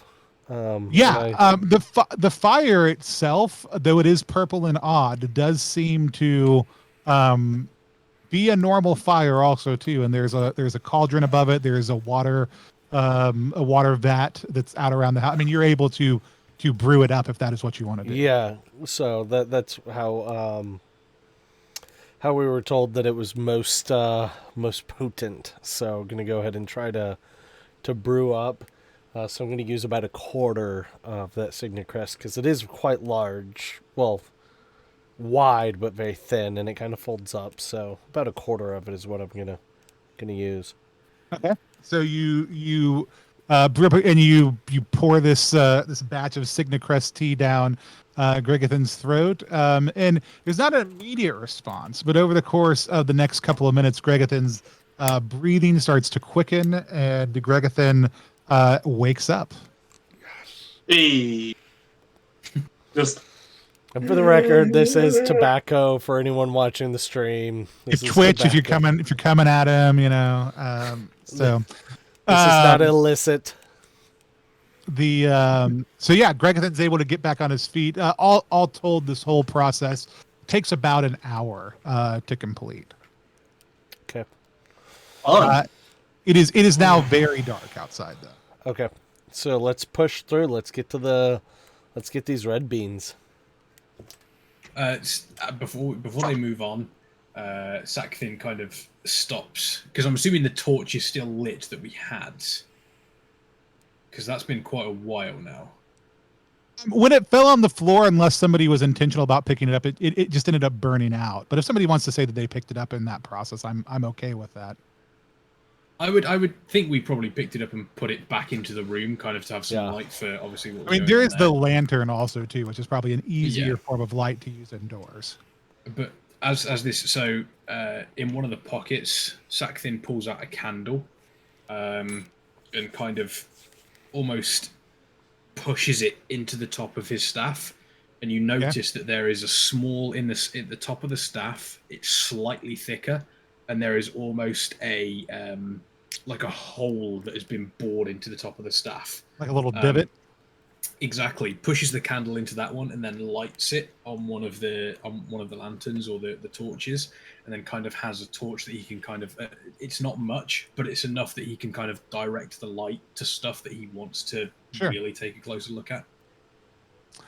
So normally in Down We Go, and this is none of the people who created Down We Go are a big fan of light rules, but we all use them. Normally candles only last a room, but I'll give it to you for 2 rooms because you have a staff that's specifically designed to hold this and therefore slow down a little bit how quickly it just tears through that wax. So I think that's great. So yeah, I mean, you're able to poke around the room to direct light. You do see as you now have a little bit more light in this room that's normal colored. You do know some of those other maggots feasting on the rotted food are getting bigger, and as they get bigger in size, they seem to be turning kind of this darker purpler hue. None of them seem to be near the size, and they haven't transformed in any way, shape, or form like these ones that you had encountered so far, but they do seem to be on the path to that. Alderlast pulls out his short sword and just kind of quickly deals with those. Great choice. Jump. Yeah, so you are able to quickly deal with those. So you got the stairs that go up from here, as well as the rooms around you. The stairway seems to end. Like you can see the top of the landing of the next set of stairs up. There's not a doorway at the top or anything. Migrating up sounds good. We did collect those burning herbs, right? Yes, you collected the one that was not yet burnt, and so. Okay. Yeah. Sakthin sees that would be valuable. That would be valuable for us. Maybe a little extra bonus. Sakthin sort of sees the remains of the chopped up maggots and kind of takes a look. Sees obviously the distinction in them potentially turning into what we've been attacked by. Kind of turns to Gregathin. Obviously, still very fresh that he was attacked by one of the maggots. Kind of, sort of then turns and looks towards the stairs and just make sure to be safe with any maggots. Traditionally, we think of them as attacking the dead, and yet here we are with them attacking the living. Just be aware. It's and then slowly heads towards the stairs. So we've got you in the front. Who's after that? I'll head up behind him. Yeah, I feel like I want to be up front with poking in case we need to poke something. I mean, if you wanted to kind of almost not barge past, but kind of make a point of getting first, Sakthin. Sakthin wouldn't think anything of it. He'd still have he'd use kind of like his staff to have it slightly sort of above and to the right of you, almost lighting your way as you move up through the stairs. So you get to the top of the stairs, and it almost immediately, as much as downstairs looked like a collection, like a curated collection in process, this looks like an absolute ramshackle room that people tossed things in. There's shelf upon shelf lining the walls, but everything in here, as you look at it, has this kind of glistening dark sheen over the top of it. There's a couple of paintings kind of set on the top of one of them, and there's an artist easel set up in the corner. But the landscape painting them and even the frames themselves seem almost twisted. And it seems bizarre that the easel, as warped as the legs are, could even stay up, but it does nonetheless. As you get to the top of the stairs, all of a sudden you hear a screaming sound in front of you, as an elf leaps out and swings a sword down towards you. Okay. That's fun. Alderlass uses acrobatics to jump in the way and pull out the short sword and kind of block him. Use acrobatics to kind of pop up to the top of the Yeah. steps, like, a foot up, backflip, foot up on the wall, land at the top of the steps, sword in Yep. position. You get it there just in time as the specter of that individual disappears and fades into non-existence. Ooh. Ghosting them their walls. You felt contact on your blade. Like, it did not feel ghostly to you at all. As it made contact with your blade, all of a sudden, like, it just ceased to be. Okay. What do you do? Sackfin's kind of using the torch to make sure that there's nothing else sneaking up on them, waving it almost like you would at a concert, almost. So as you move it across the room, you almost get this flickering of different individuals standing at different places in the room as you move it, and they fade in and out, and you catch brief snippets of conversations as you do that. Okay. Anything that immediately jumps out, or is it too mumbled? It is too garbled and too, yeah. Okay. Okay. I'm gonna start poking the stick in the air in random directions. It's poking sticks Sure. is worth more trouble. And I got my shield in hand too, like kind of just being like, I'm just like, yeah. So as you're doing that, you make your way close to one of the shelves, and you see a couple of those maggots kind of creep out from behind. stab the thing right away. Do what? I'm gonna stab those things right away. Go ahead and make a bloodthirsty roll for me. PTSD immediately. Yeah. Ooh, 20 plus 3, so 23. You cleave through both of them. You actually, like, you watch them get cut in half. You watch half of their bodies fall to the floor, half of it sit on the shelf. What's on the shelf stays there. When you look down to the floor, that half is completely gone. Gonna poke with the poking stick where the floor should be. When the floor's there, you feel the floor. You just don't. No bodies. None of that. No parts of those maggots. That's unsettling.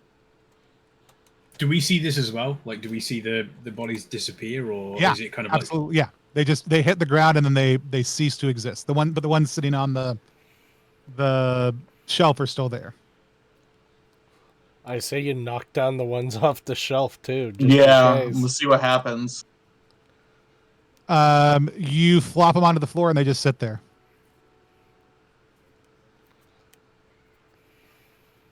Sack Thin is sort of still holding the staff. He's not waving it anymore. Kind of glances. We've come up the stairs. Where's the door relative to us? So there's a door in the middle of the wall. Like, you came up the stairs in the middle of the wall on your right. There's a door that leads into the next room. Okay.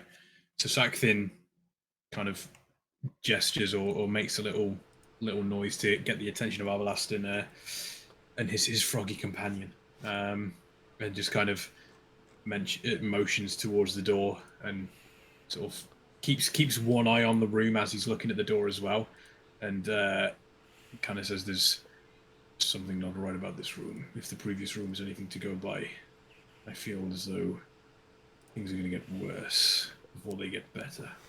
Yeah, I say we push on. Alderlass is definitely not excited about the creepiness of this tower and wants to push on, and is beginning to think that the rumors he heard about the watchtower being designed to be a distraction were themselves a distraction.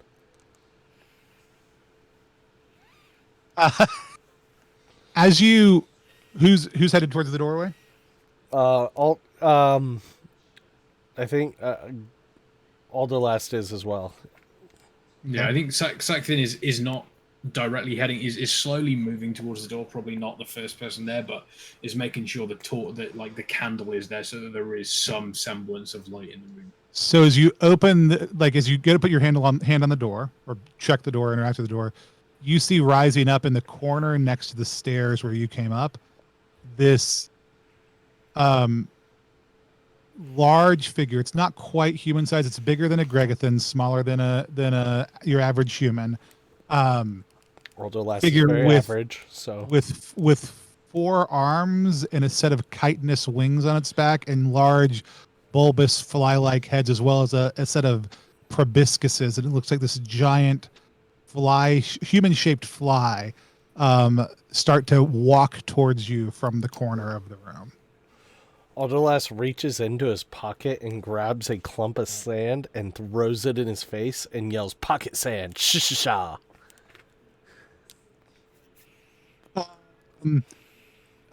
It screeches and yells and chitters, and then attempts to slam its fist where you were just a second ago. Alderlass kind of rolls, dodges out of the way, and throws a dagger at its head. Go ahead and make a sneaky roll for me. That is an 11 plus 2, 13.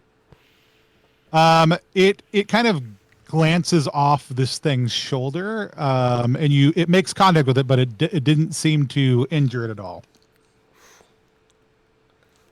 It's kind of screeching and swinging around for you.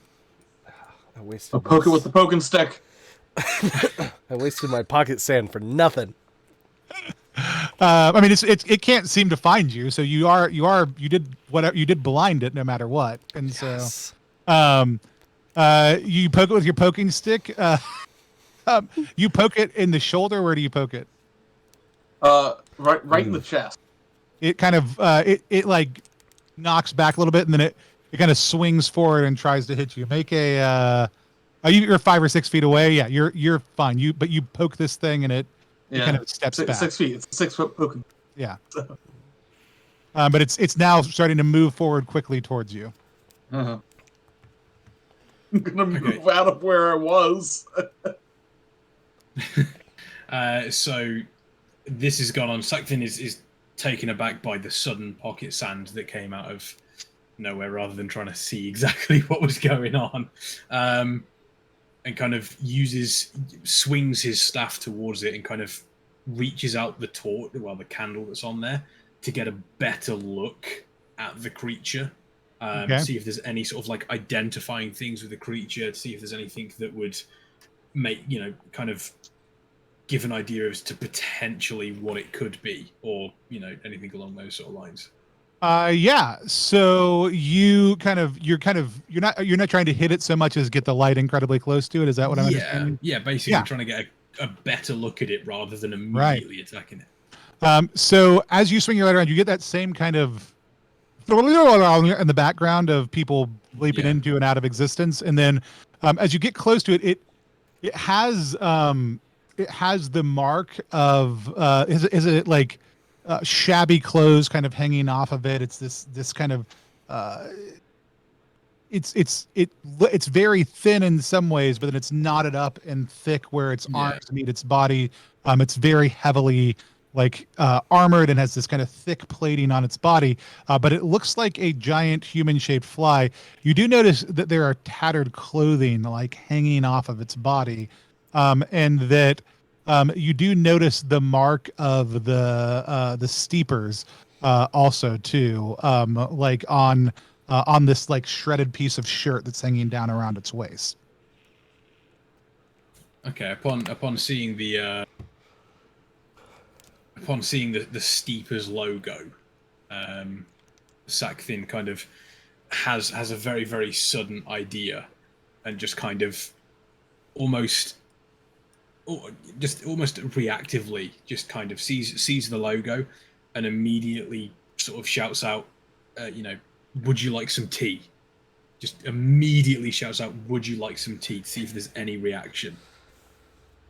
That's so good. I love it.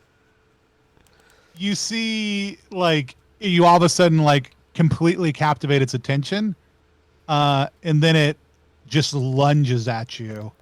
And as it great. would be about to impact your body, it just disappears. Sakthin just kind of, is it almost like it disappears, or does it kind of almost ghost through Sakthin, or is it? No, it disappears. Like, same thing as everything else, where just it's not there all of a sudden.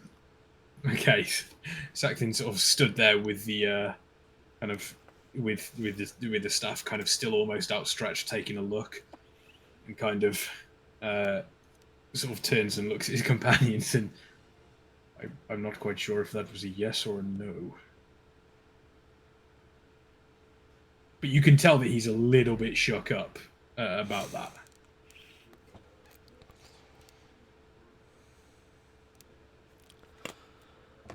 Alderlass recovers his throwing knife in the meantime, and just kind of pats Sakthin on the shoulder and says, "You all right, mate?"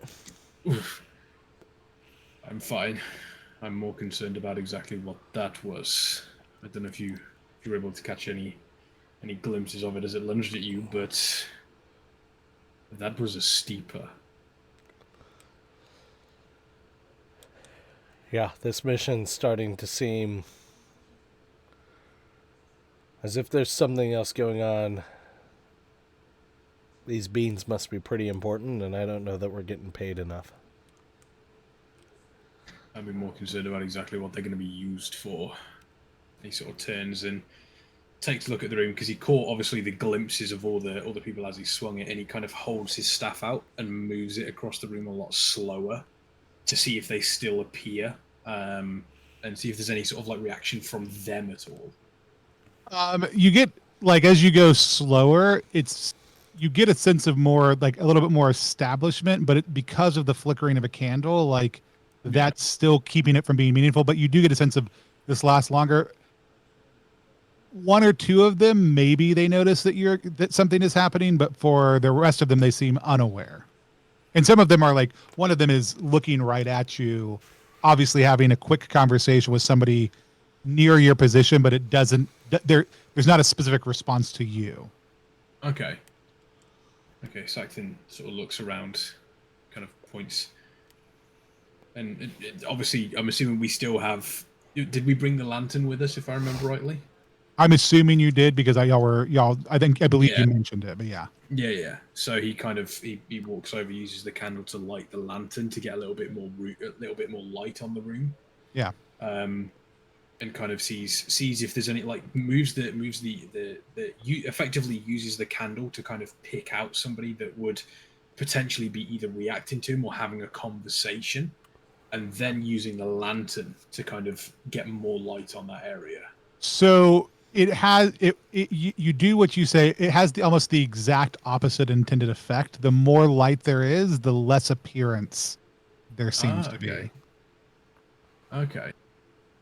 Kind of Sakthin thinks this over, sort of moves the lantern over to the corner of the room, and then almost uses the candle as like a I don't know, best way I can describe it is kind of just moves through the room until he kind of hears a conversation that actually fully makes sense with the candle there. Okay. Kind of seeing if there's anything there that jumps out at him, or if there's any reactions from the people that are kind of there at the time. Sure. While Sakthin's doing all this, what is everybody else up to? I mean, I'm checking around, like, the shells. One more time? I'm looking around, like, the shelves and everything, checking out the room. Yeah, it looks like a lot of old kind of food that seems like it could have been fine, but there's all this black sludge in it now. You've got rope, you've got repair equipment, you've got tools. Looks like a little bit of everything you could use to maintain the keep. Most of this seems to be just bulk storage for the tower. A lot of it's ruined by whatever this black sludge is. As I said, you get the easel in this corner. It's got a painting half finished on it. That looks like stylistically, it's kind of like some of the ones that are up, kind of stacked above it on one of the walls, also too. But yeah, what about What about Alderest? Also looking around trying to find something useful. You said most all the useful stuff is kind of covered in the black sludge. Black sludge, yeah. And so, Okay. Sludge. yeah, I mean, if you want to make a D6 roll for me, both of you, while you're looking around. 3? Also 3. Like I said, the only thing that looks at all reasonably intact are these kind of bizarre landscapes that are painted on these pictures. You know, I mean, art sells, so I mean, there's probably some value to it, but you've never seen like it seems very realistic, while simultaneously defying all logic as far as what the actual images in the picture are, which mostly seem to be landscapes. Like they're just these very odd, again, same thing, bright reds and purples kind of streaked through, you know, orange, like orange waters, it looks like, you know, kind of butting up against this red grass, and, you know, kind of crescendoing into these purple trees in the distance. It's all like, it's very evocative, but it doesn't, like, you know, it doesn't necessarily make a whole lot of sense, other than it looks like somebody may just be colorblind. It's fine. And so, Okay. so you're kind of doing this process. You're able to, at one point, you can't quite catch a conversation, but as you're able to kind of slowly get through this, you do notice that there are 4 figures in these blips that appear to be like the people you see the most. There's other people who you'll see from time to time, but it's 3 men and a woman that you see, and a lot of what you're picking up now as things are kind of slowed down. It's conversations about the construction of the tower. It's kind of normal day in, day out stuff. You're catching very brief snippets of it, but it's slowed down enough now to be like, okay, it is the same people over and over and over and over again. And then you kind of catch a 5th figure every once in a while. And the main place you catch them is next to the easel painting. Okay. Kind of takes the candle over, sees if there's anything on the actual canvas at all. This canvas, it's a little bit different. It looks, there's a sense of like it's a very clear like suggestion of a border, where the middle of this painting that's mostly done is the same kind of bizarre landscape as all the rest of them. Whereas the line, like there's a strong border, and it then seems to be like almost like it's a view of the territory you just walked up from, but kind of like cut in half by this line. Okay.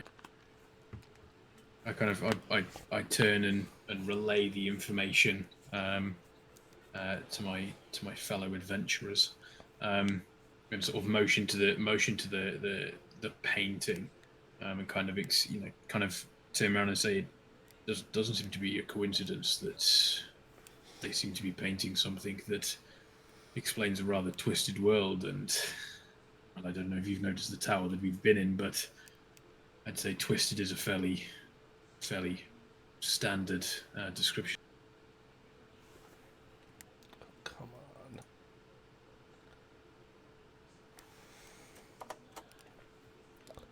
Of existence. He blinked and You he's stepped back. across the veil into the other world. Yep. Yep.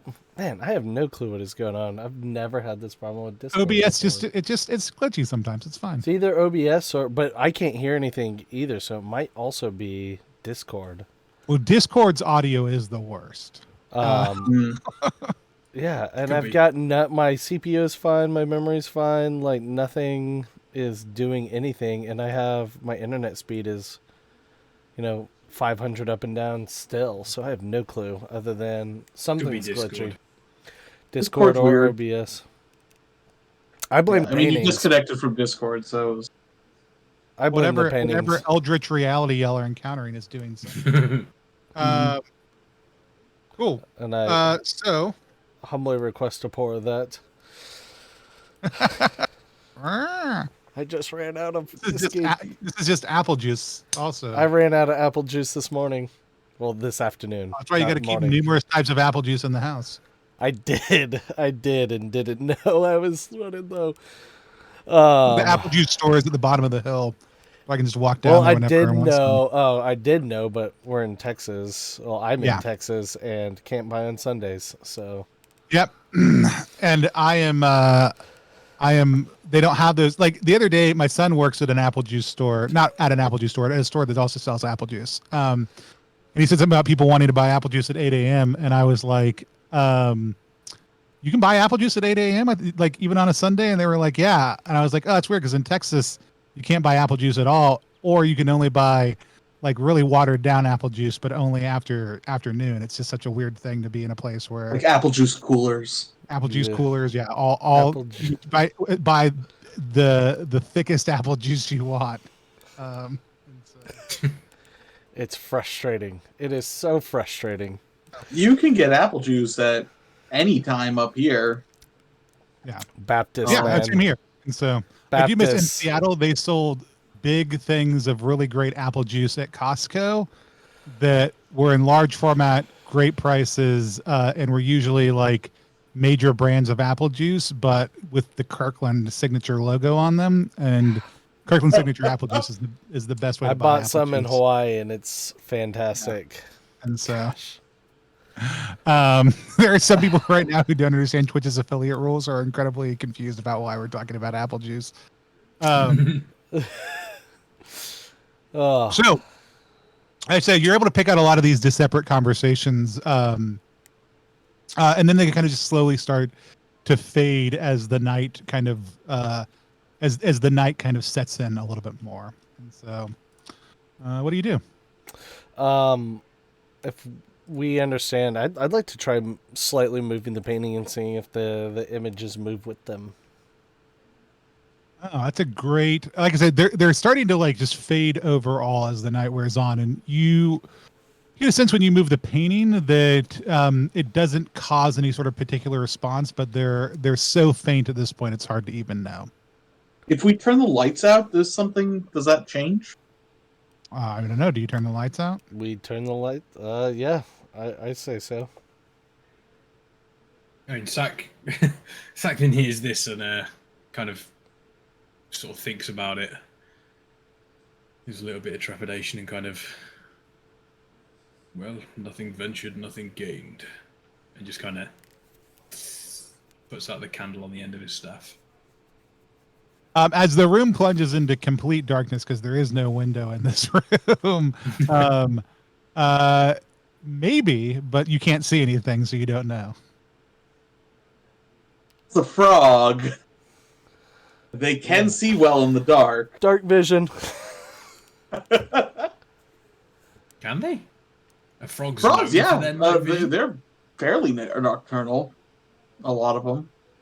This is that weird moment where it's not particularly going to change my ruling at all, but I am going to go ahead and Google frog night vision. Just in case. They have big eyes. Frogs have the unique ability to see color in the dark. My vision of frogs and toads appears to be superior to that of all other animals. Dang. Because I got to learn a fun new fact, it will absolutely change my ruling. Wow. So it fades out, and all of a sudden, you with your frog vision, I've got frog vision.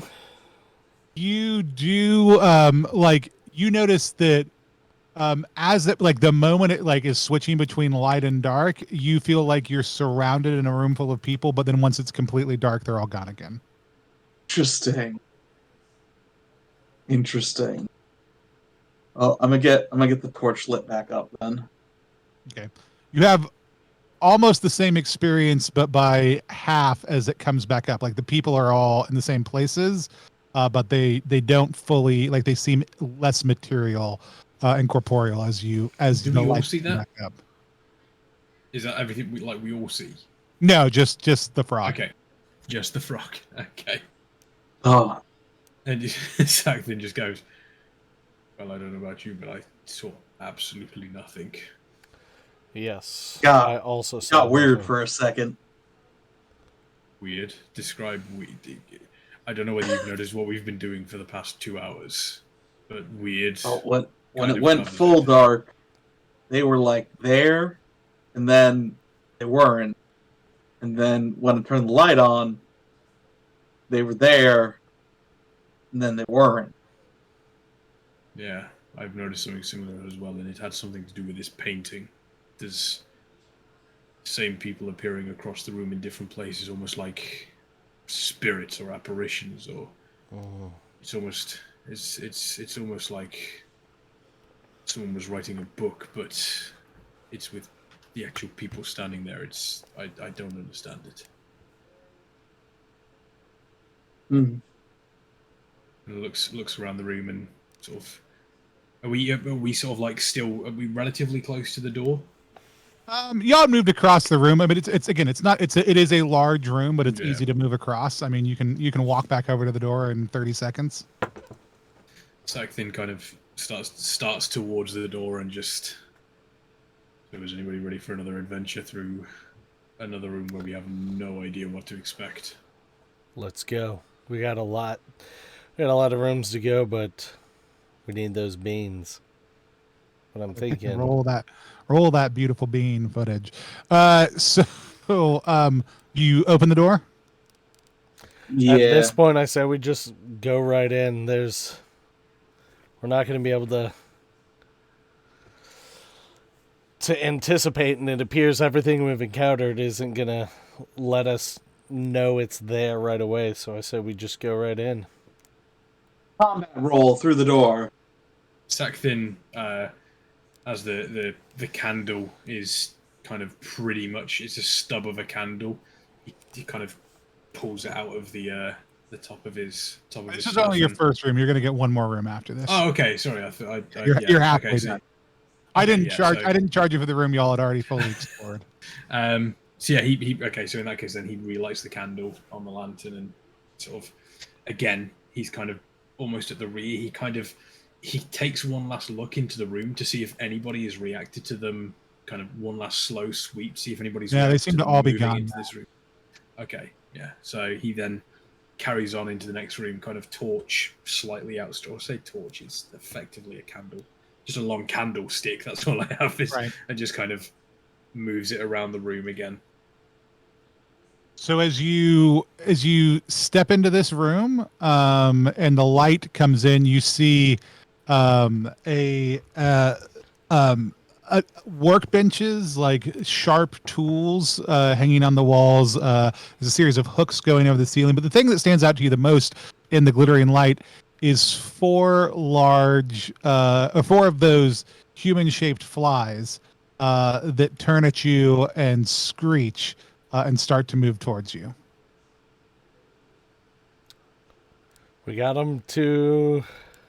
I kind of look and Alderless looks and says, like, we got the last ones to disappear. If we kind of push them, and they also seem to be light, also seems to be problematic.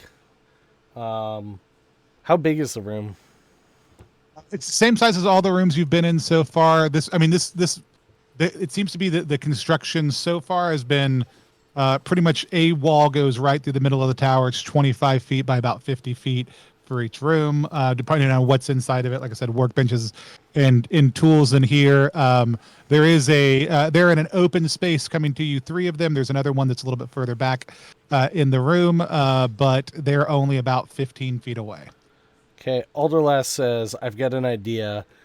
He rips a piece of cloth off of his clothing, asks for some of the powder, the explosive powder, and hopefully gets it. Wraps it in the cloth. Has a chunk of flint. Breaks off a small piece of flint. Puts it, 2 pieces of flint in there and ties it up and kind of makes an improvised grenade type thing. Close the door. Or are you just standing there trying to do all this?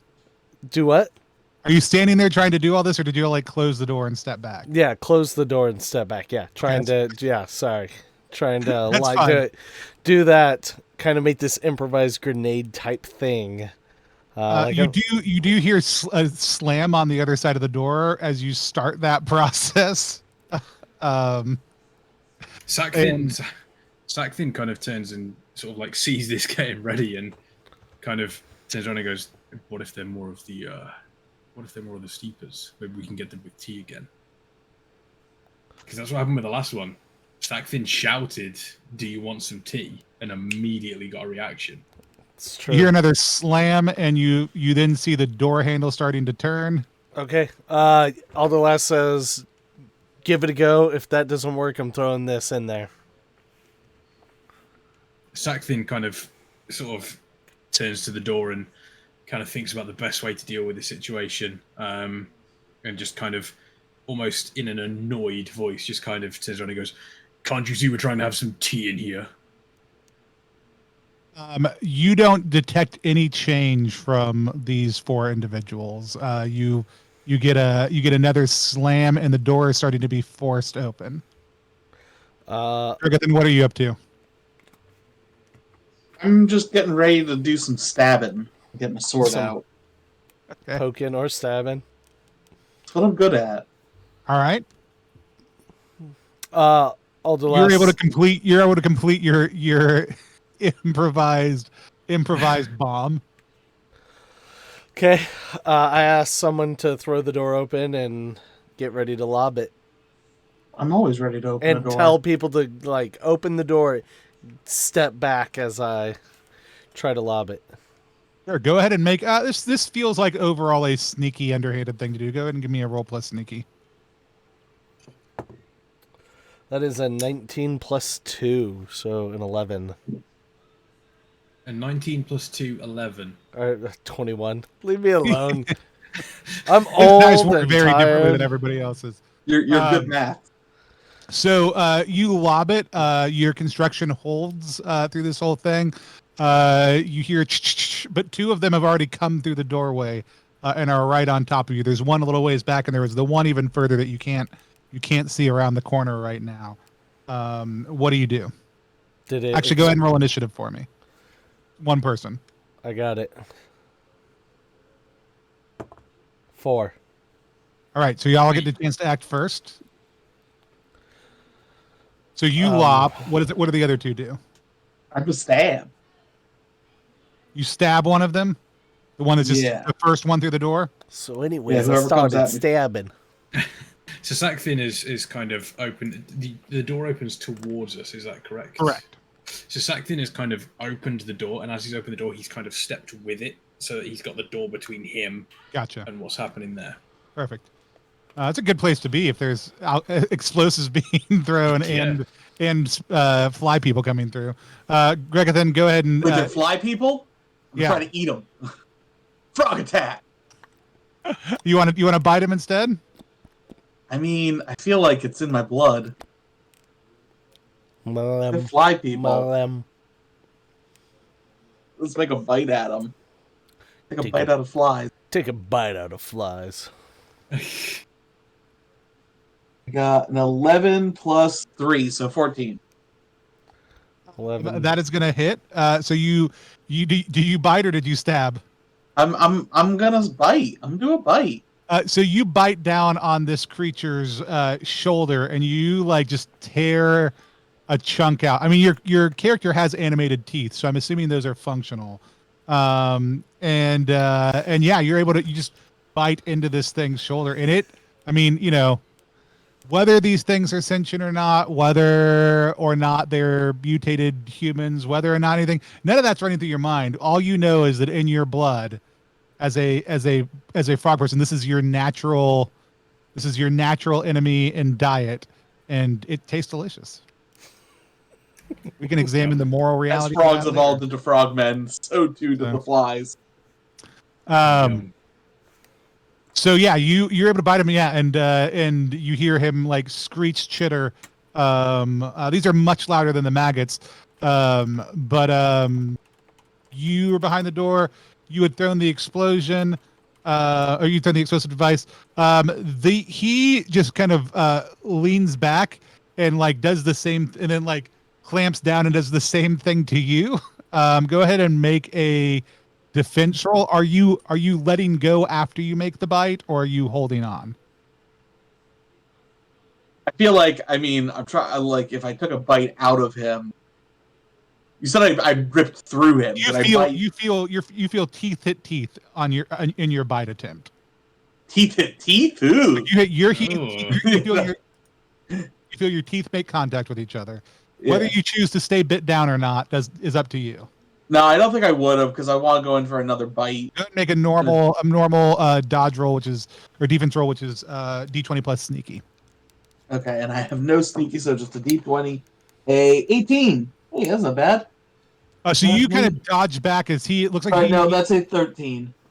the numbers, I need a different die. The numbers on this are you still hard to dodge read. back as it looks like they attempt to make the exact same maneuver on you. And then the other one looks at Alder. Wait, do they have mouths with teeth, or did they have, what is it, like proboscis? Alderlast. They have like a proboscis that will you see it actually jab out. And Alderlast, he's coming at you. Go ahead and make a dodge roll also too. That's a sneaky. Plus sneaky, yep.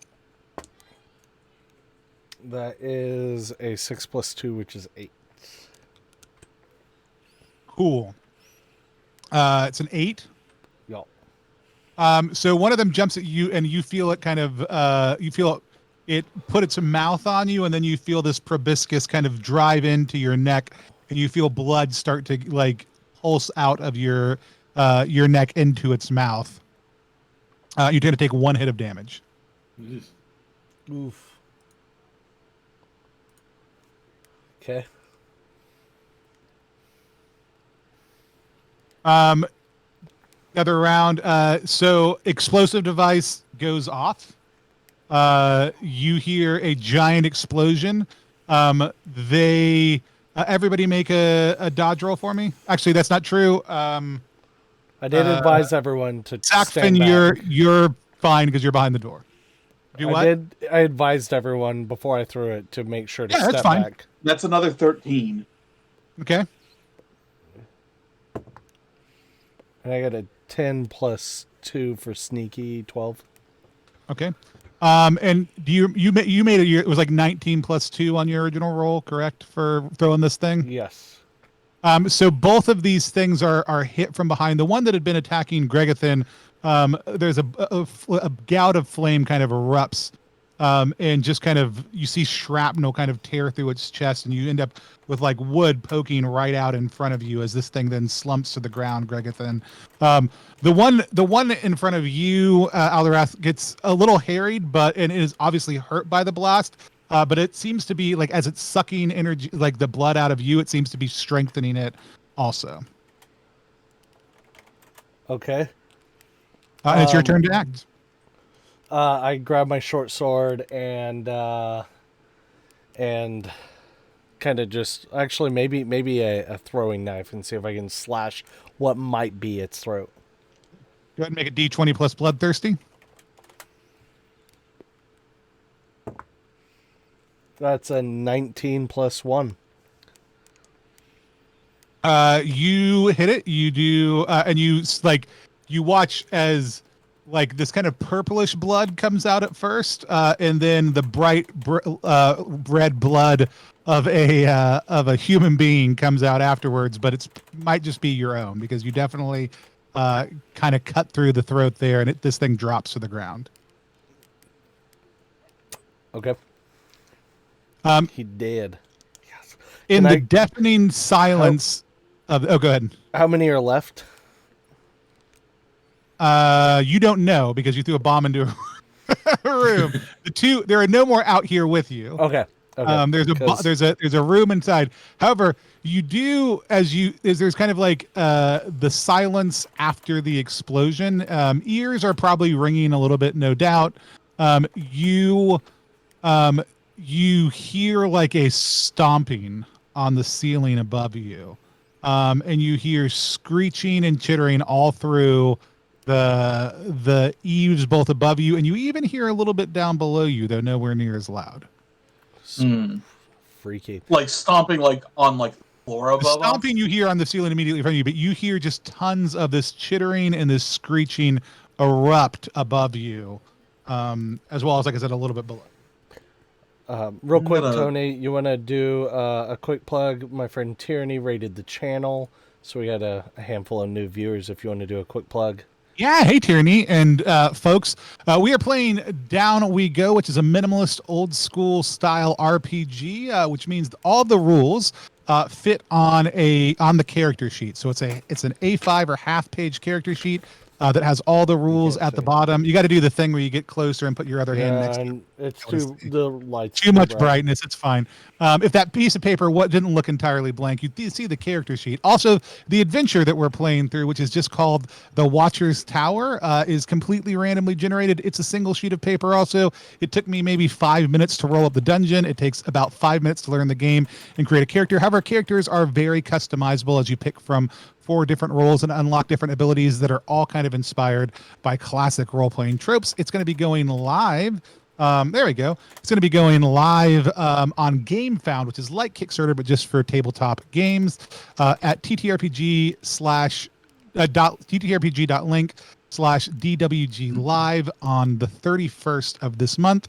It's designed by a Swedish designer, but I'm the game's developer, and it's got a global team of people who help develop it. There's tons of extra content that comes with it, extra procedures. Like we use the faction rules today, and we use some of the rumor rules today, but those are all optional things. It's really easy to just get going and start playing in about 5 minutes, even if you've never played a role-playing game before. Super fun so far. And it's OSR. I put it up on my thing so you can. Yeah, it is. It's great fun. It really is. And thanks for the subscription, Tyranny. Thank you so much. Huge. Nice. But yeah, you can find all that at ttrpg.link/DWG live, or you go to @+1exp on Twitter, and there's a pinned tweet right at the top also too. Which one? What's the Twitter? That'll probably be easier. @+1exp, like PLUSONE +1exp. Yep. Twitter. That should work. Twitter.com. Yeah. Twitter.com/+1exp. There's a pinned tweet at the top. There's a lot of info. You can get the character sheet and quick rules for $1. Yep. But yeah, though we're producing a both zine weight book and then probably pushing the technical classification of the zine, because it'll probably end up, when it's all said and done, being about 60 pages if we unlock all the stretch goals and whatnot. But absolutely phenomenal team of designers from all over the world. The art's all done by Simone Tameta, who had a broken arm while he did it, so just did it with his offhand, and it's Fantastic. gorgeous. I love the art. It's all so gorgeous. We have a piece by Johan Noor in there, who is the creator of Morkborg as well. Some art by Evelyn Monroe and Madeline Ember. But it's just all just gorgeous, just heavy stuff. It's very, very, very beautiful. So yeah. Y'all just blew up something and made a bunch of somethings upset, and you don't know what it was. So yeah, as the kind of ringing stops as you walk into this room, it used to be a workshop. You can see down below that the reason you could hear chittering is that the glass, like mementos down before, all those curios that were there, a lot of those glass cages have been smashed, and there's a giant hole in the floor. You can still make your way kind of around the edges of this room, but it definitely has opened up to the floor down below as well. There's, you can see whatever gear you left down there in the entryway down there as well. And so, the 2 other fly people who seem to be in here, like there are pieces of them, There are pieces left. Kind of looking, Sackthing quickly does like a quick check over the bodies. Are we seeing the same sort of like symbols of the steepers on these that we saw on the previous a little harder to tell other than the 2 that are close to you, and even one of those it's pretty difficult to tell. However, you don't see any steeper emblems on any of the remnants of clothing. Like 2 of these are just completely they're gone, nude. The one that had articles of clothing on him still, no steepers emblem or anything like that. It doesn't even look like the same style of clothing, so it's not like you're just missing a badge or anything. It looks like they were dressed differently. And so, Okay. But yeah, I would say to make your way up to the stairs on this now very precarious side of the room, go ahead and make a sneaky roll for me. Roll plus sneaky for just anybody who wants to make it across the room safely.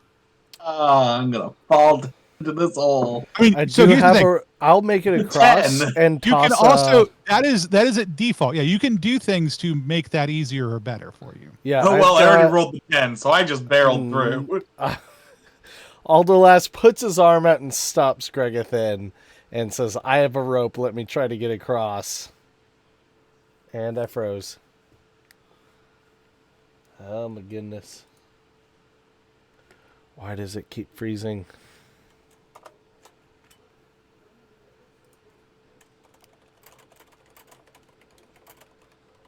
We've all frozen for him. There we go. Yeah. You were very in.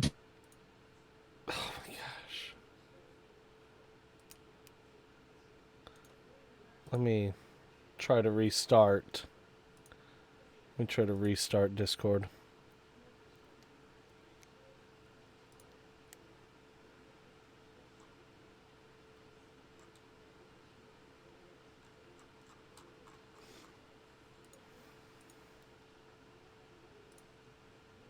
Hey, there we go. There we go.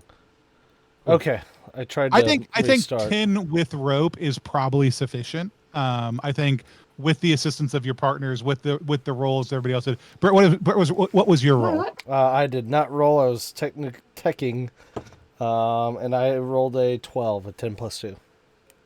That's fine. Between all your rolls plus the rope, y'all are able to make your way across. And in Gregothin, it gets close in a couple spots. Like there's definitely a point at which there's a frog hanging onto a rope in the middle of an open chasm before y'all are able to Completely pull missed him my over to safety. opportunity to jump the chasm as a frogman. I thought maybe you would. I'm an incredible jumper. So maybe that's what swamp drink does. Swamp drink. Yeah. I like to think of like swamp drink is gonna be like it's like a 24-hour energy thing, but like a 2400-hour energy. I was wondering when you were knocked out if they were gonna just pour the swamp drink down your throat. Swamp drink. And You just need some swamp drink. It cures what ails you. So y'all are at the bottom of this other set of stairs, kind of looking up into this room where you heard this loud stomping coming from right above you. Was there kind of like a hole in the roof of that room at all, or was it? No, just on the floor. Okay. Can I Like it was a big explosion, but the big thing is it landed on the floor and didn't land on the ceiling. Yeah. So Can I eat a bite of my Signacrest to try and regain some of my HP? I think we already identified that Signacrest wakes people back up from being knocked out, not regains HP. Okay. I didn't know to what extent. Stimulant. Excellent. No, I mean, I think if anybody gets knocked out again from any sort of weird smoke, then Signacrest is a great solution. So, And if not, we'll give them swamp drink. See what that does. Swamp drain. so yeah, there's a stairs, and you can watch. There's some sort of like swirling purple energy that you're seeing at the top, like create some sort of light up above you, and you can see something large shifting around up there.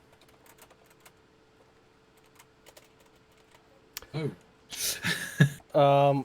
I say we prep some light and head up those stairs.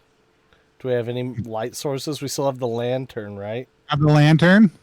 Let's get Sack those thing light kind of- sources up front.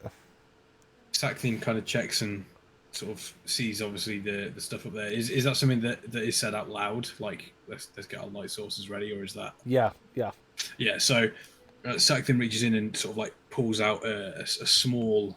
It's kind of like a small vial. but it's wrapped in cloth, and even though it's wrapped in cloth, you can still sort of like see just over the lip of it. There is an intense brightness coming from it. Okay. And it's obviously some sort of like bioluminescence or some sort of chemical that's in there. And he kind of turns and says, "Well, I've had this for quite a while, and I've never." What did you call this Really? on your character sheet? This was Potion of Endless Light. Oh, love it. That's great. Great. This is Great. Potion of Endless Light, and he kind of turns and says, "I feel like I've been saving this for the right moment, and this seems like the perfect time for it. All I need to do is if I throw this into that room, as long as we have our backs turned and our eyes closed, it's gonna it'll be like the sun's appeared in the room, and as long as we just do it when that happens, we can run up there and potentially surprise anything that's there. But it's a one use. I can only do this once. This is the only one I have." Let's go. I feel like it's the best time for it. And I nods. Feel like Sakthan, you're a king for bringing this and being willing to use it. Go ahead and make a. You could use bloodthirsty or sneaky depending on how you want to do this. I would imagine. I have neither. Oh, then it doesn't matter. You can roll a d20. Yeah, just roll a d20 exactly. What's the worst that could happen? Oh wait. 17.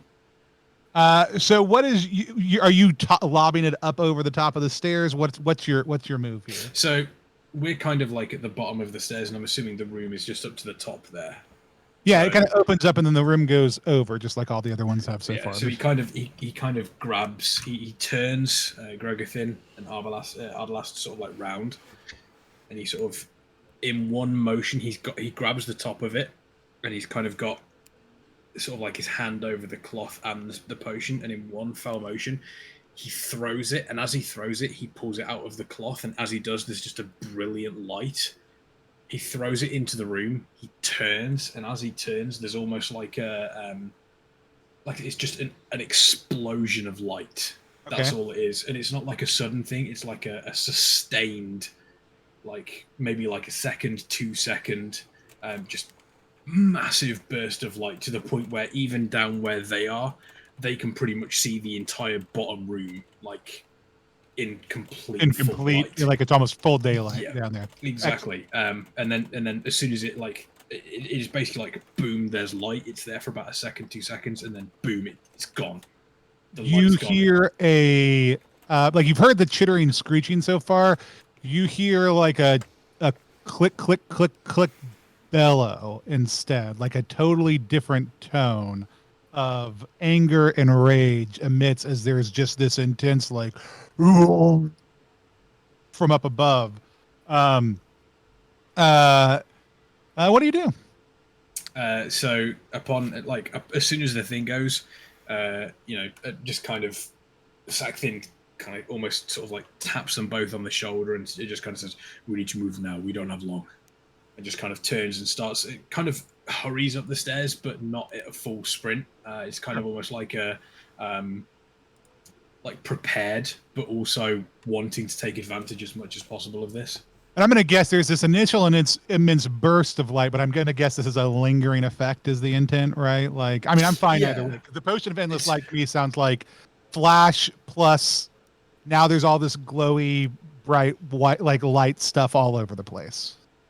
Yeah, it's kind of it's effectively just, imagine, you're in pitch black, and then all of a sudden someone just puts a torch to your eye and just shines a massive. So, the actual area itself doesn't have any major light source, but you're effectively just like it's like so it is like a flashbang, not a lingering effect. So it's still it's whatever light you bring up with you. Great.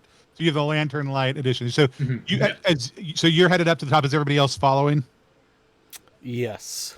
So Also, quick shout out to Denise for subscribing.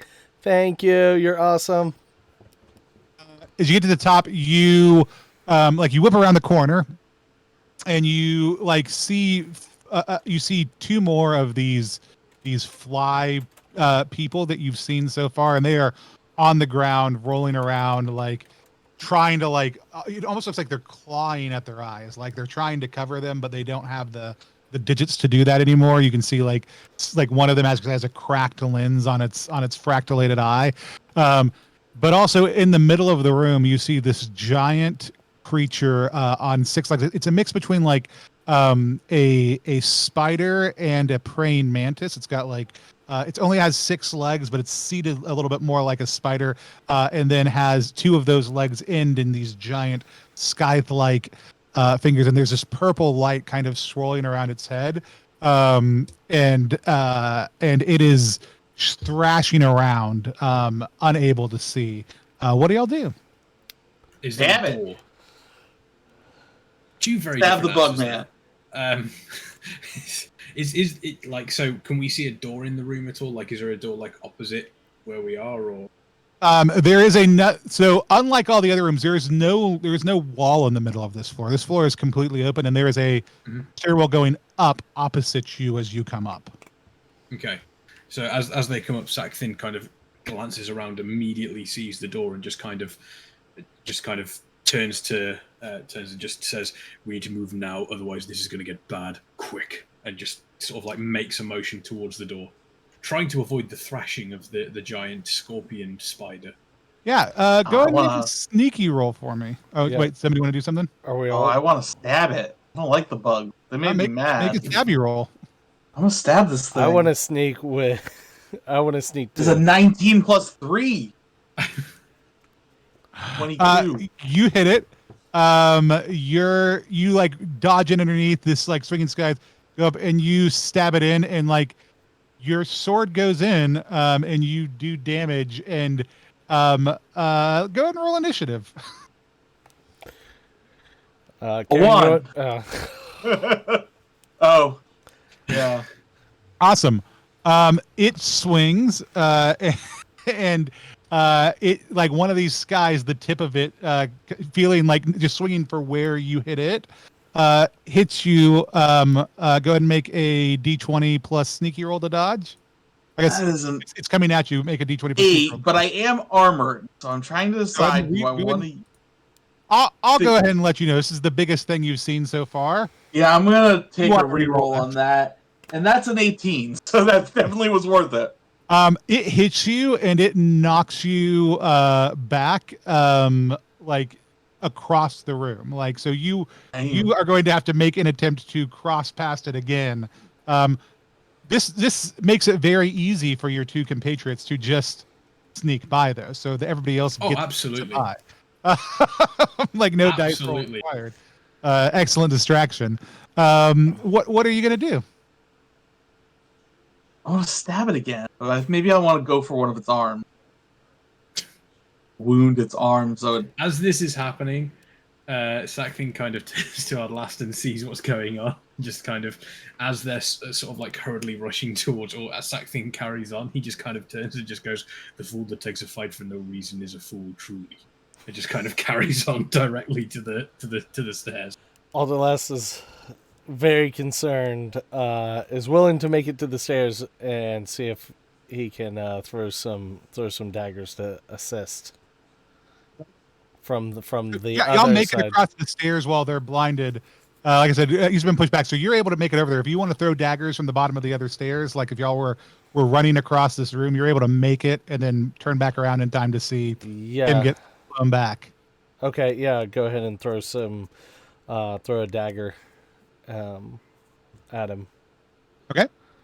And is that a bloodthirsty or a sneaky roll? It's gonna be a bloodthirsty roll. Whew, I roll a 4 + 1. Your knife disappears into the shadows on the other side of the room. I've just got a feeling of you throwing the knife and it just going, tink, just like off the. Yeah, I mean, it wasn't like it was a totally wide hit. It just didn't hit this large thing, and it's gone across the room. Gregathan, you see a knife fly over into the corner behind you. What do you want to do? I'm gonna stab this thing again. I'm like, I'm mad at the bugs. They gave me a bite when I first got here, and it's just, I'm gonna just be their reckoning place. That one is a 15 plus 3, so 21. You hit it again. You stab it. You stab it real good. So you do a hit of damage. Go ahead and make a dodge roll. Oh God, this is gonna. That one's only a 13. Yeah. So this thing hits you. Its arm buries into you. I mean, you do have armored still too. If you want to try to use your armored ability. No, because I've used all 3. You used all 3 of them. In the armor. Cool. You take 3 hits of damage. Ooh. Scythe slices into your upper thigh. Is the stairwell open, or can... It's totally open. So there's nowhere for Sackton to hide? I mean, it's darker in the corners. Like, they're currently blinded, but yes, you are. I mean, it's currently occupied, but these spider things will gain their wherewithal in a round or two. And so, actually, they have 6 legs, so they're more like ants. I meant the flies. Sorry, yeah. So you take 3 damage.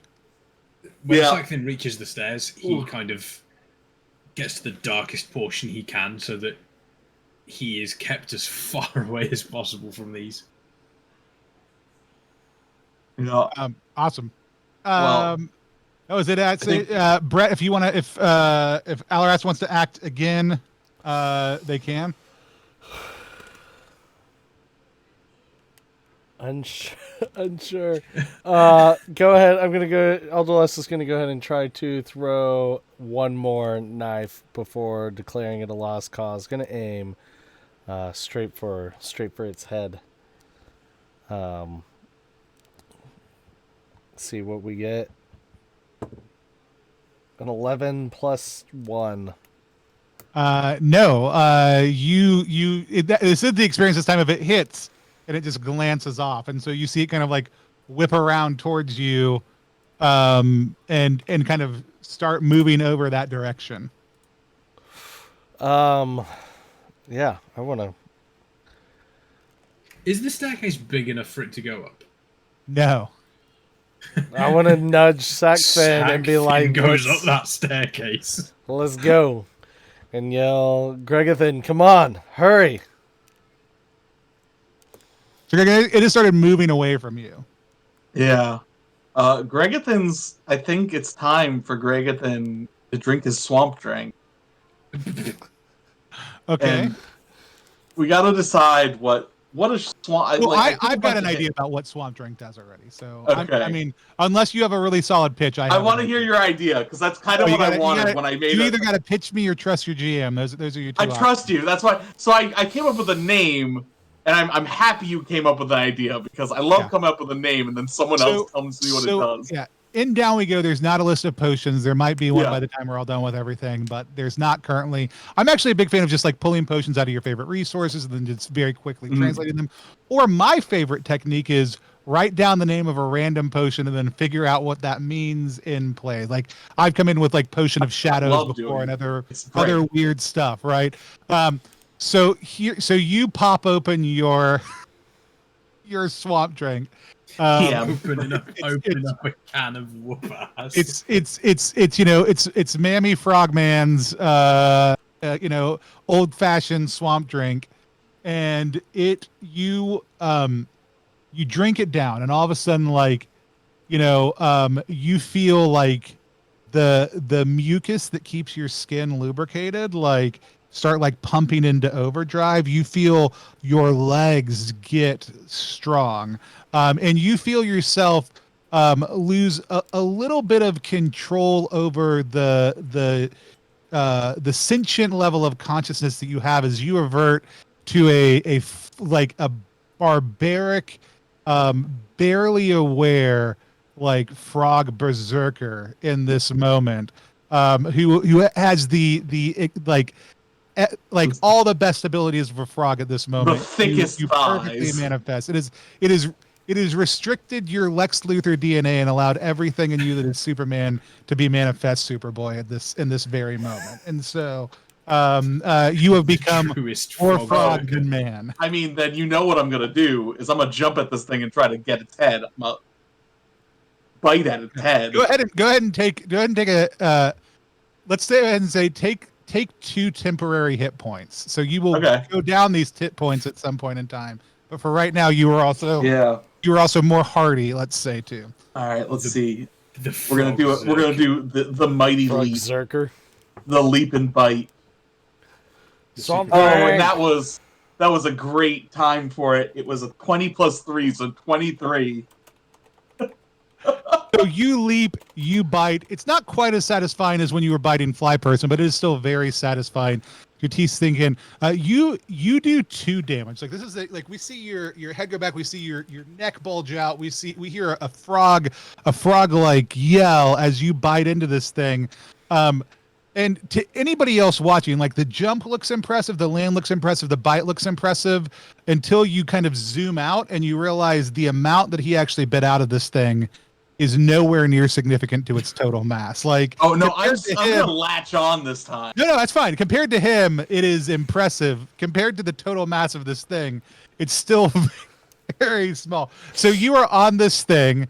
You are scrappling and grappling. You are staying held on, which is going to make it a little bit harder for it to respond. What does anybody? Sagovit's headed up the stairs, right? Alderlass, what is your move? Alderlass is ready to go upstairs. Seeing how impressive Gregathan has become and how minuscule that bite is, Alderlast is pretty nervous and heads up the stairs. Cool. You make your way to the top of the stairs, right?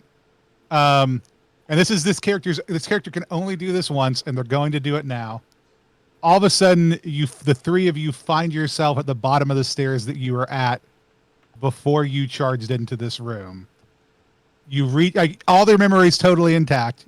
You were headed up the other set of stairs. You were latched onto this creature, and instead you just see this eruption of light as if you had just thrown this light a second ago, and you find yourself set back to the very beginning of when all this happened. What do you do? Do I have my swamp out again? You have your swap drink. It is in your pocket. Sweet. Do I want to just start off with that this time? I feel like no. I feel like Sagthin kind of sort of like stops for a second and is about to charge up the stairs, remembers what happened, and just effectively turns and just goes, okay, again, we run for the door. And just run for again, the door. Alderlast also agrees and says, Gregathan, we will tie you up if you get your swamp drink out. I'm like, it's like halfway to my lips, like just pop the cork back in and just Mammy Frogger's swamp drink. It 100% looks like a horrifying like Monster energy drink can, which looks like a big old cork stopper in the top. Ooh.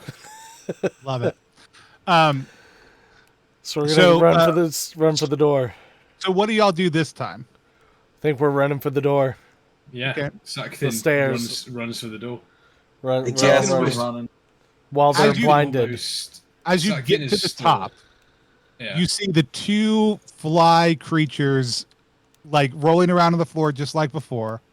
You see that this giant like spider ant creature has moved over and positioned itself in front of the other stairs. Oh.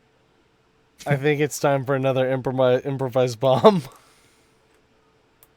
You have another improvised bomb? I thought we threw the one. We threw one. I only took a portion of the powder. If we had a whole keg, I took. Oh, I did it as if you had thrown the whole keg. I'm sorry. Oh, okay. if we have no powder left. Yeah, it was a one-use. It was a one-use keg. It was like it was a one-use boom box. It was like. Yeah.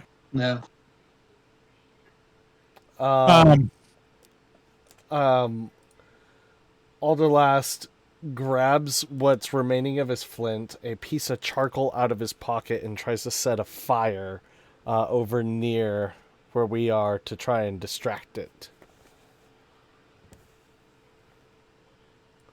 And so I use the flint and the charcoal to really set fire to that section of the room, one of the corner. over there. We're setting fire to the tower now. Just a portion of it. Just a portion of it. Center portion, it's fine. Don't worry about it. I mean, we already blew part of it up. At this point, I'm thinking we are gonna escape out of a window of a tower with the rope. That's where I'm at, guys.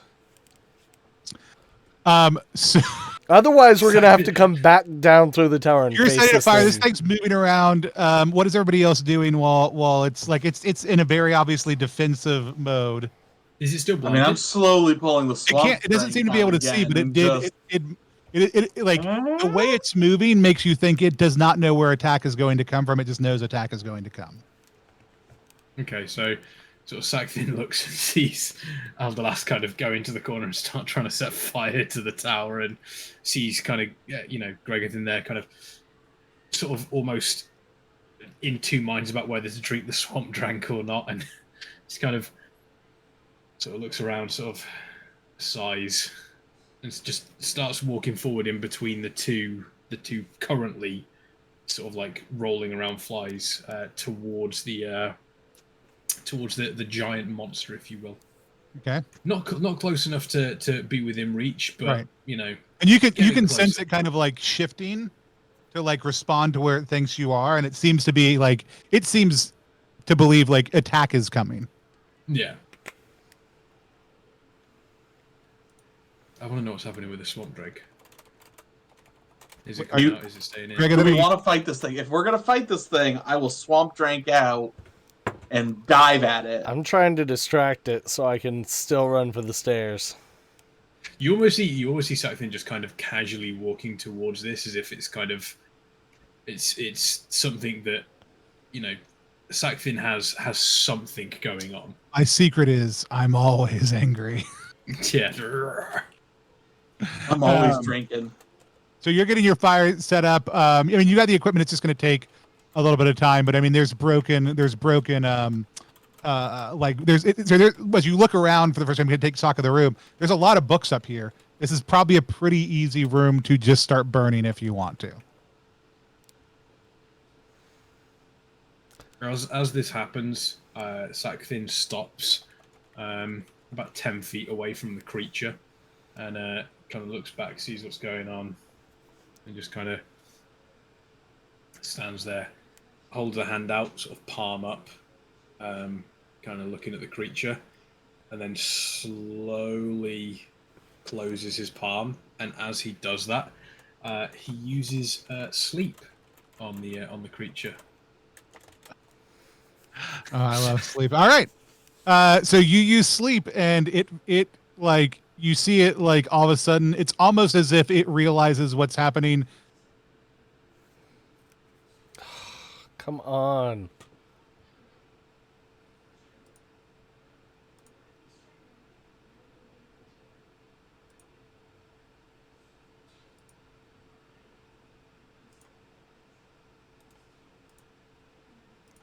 Sorry, Discord troubles. Been having problems all day.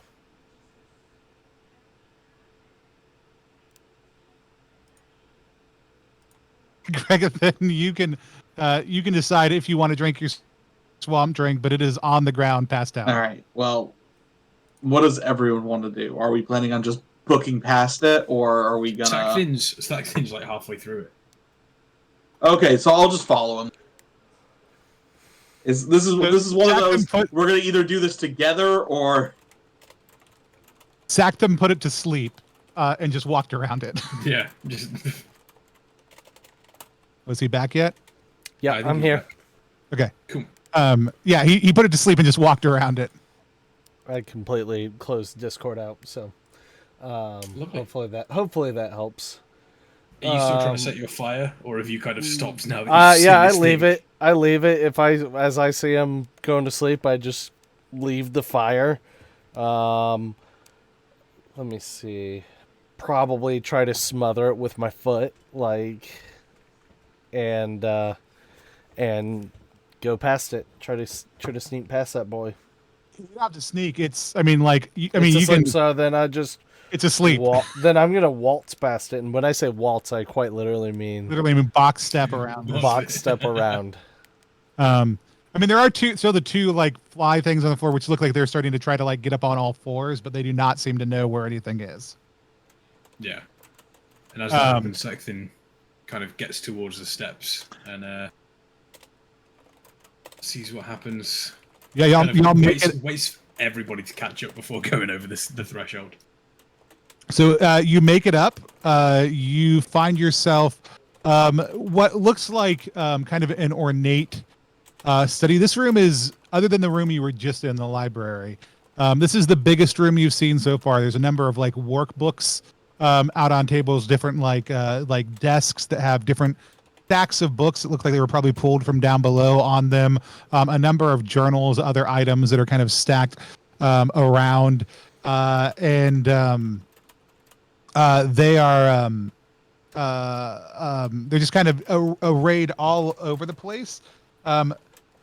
At them, at two of them, you see something completely different than anything you had ever seen. You see these two seven-eyed slithers. They look almost like a mix of human and caterpillar, but they have very human eyes, and they have a stack of three sets of two with a seventh one on the top, and one of them has an empty socket in the seventh one, and there's an eye floating up in the corner behind you, and it turns to look at you as you walk into the room. That's a throwback. So there's two of these guys with 7 eyes, but one of them has a missing floating eye. Yep. I should have gotten better items. You want some swamp drain? You want some swamp drain? Did you pick a potion? I forgot to pick a potion. Can I improvise a potion? You can pick a potion. Kind of. I mean, I can also do a random potion pool for you if you feel like that's more fair.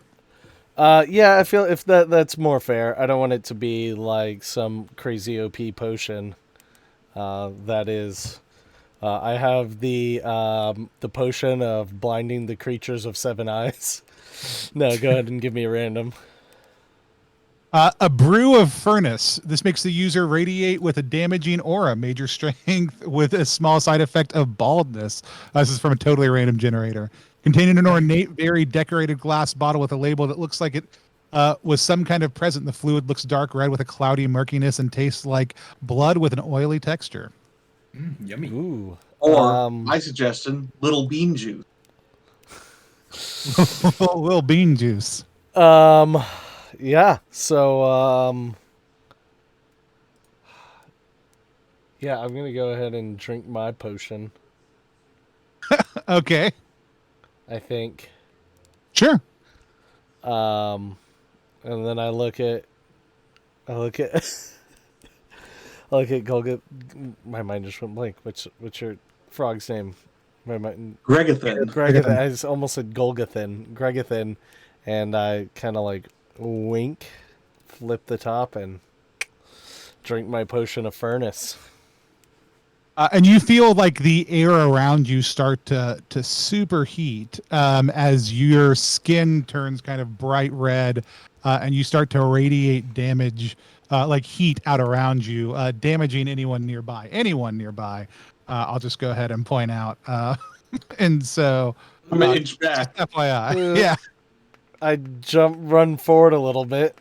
that's fine. Yeah, I'm gonna run forward a little bit out you can of there. feel, like I said, you can feel the heat rising up. So okay. Absolutely. So I'm gonna go forward a little bit. What else is there? Another staircase in this room, or there's a giant? There's a normal door on the far end of the room that leads somewhere else. I'm gonna move toward that door, away from the rest of the party. Whilst on fire. Yes. These two creatures move to block your path, and they're like hissing and chittering at you, It almost looks like they're trying to just put hands up to stop you. Can I try to talk with them and be like, why are you stopping me? There's more chittering and like they're kind of gesturing towards the stairs that you just came up.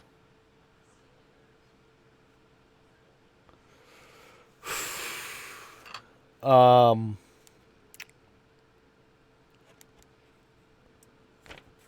all right, I'm going to go ahead and see if I can use my next acrobatics and try to flip over them. Absolutely, yeah. To get, Tell me what that looks like. So as they kind of come around, Alderlast flips over, lands on the other side, and starts in what does like a turn flip, like a 180 flip, and then backs towards the door. So you do it as you go over them. You hear them like shriek as you kind of pass near them when you're in flight, and your aura causes them to burn a little bit. And you find yourself next to that other door. Okay. Are there any beams I can like try to throw a rope over and hoist my guys? Oh, yeah. There is. This is the top floor. There's definitely lattice work and beams above you that you could be able to throw a rope over. I'm going to try that. I've got this potion just because I'm trying to be ready in case they attack me. But, yeah, I'm going to throw the rope to them and see if I can hoist them up to the rafters, and then they can hop down over. As you hold the rope, it starts to singe. You don't think it's going to like do intense damage to the rope or anything, but you can tell like you're going to have to move around a little bit because of the heat emanating from your body to not just burn through this thing over the course of the next little bit, but not like immediate. Yeah. But but yeah, you're able to toss that rope over. What does everybody else do? So Sakthin sees the kind of sees the flip and everything like that, sees the rope coming down. Is there anything else in the room apart from these two? Are these two now focused on Alderlast, or have they kind of turned towards? They've turned towards him and are very like they seem to be trying to figure out a way to get near him without getting hurt. Okay. So sort of Alderlast kind of takes the rope and kind of waits to be. So I'm assuming Alderlast is kind of like pulling it almost like a pulley to pull the people up. Yeah, I think that's the way it was described. Yeah. Yeah. Okay.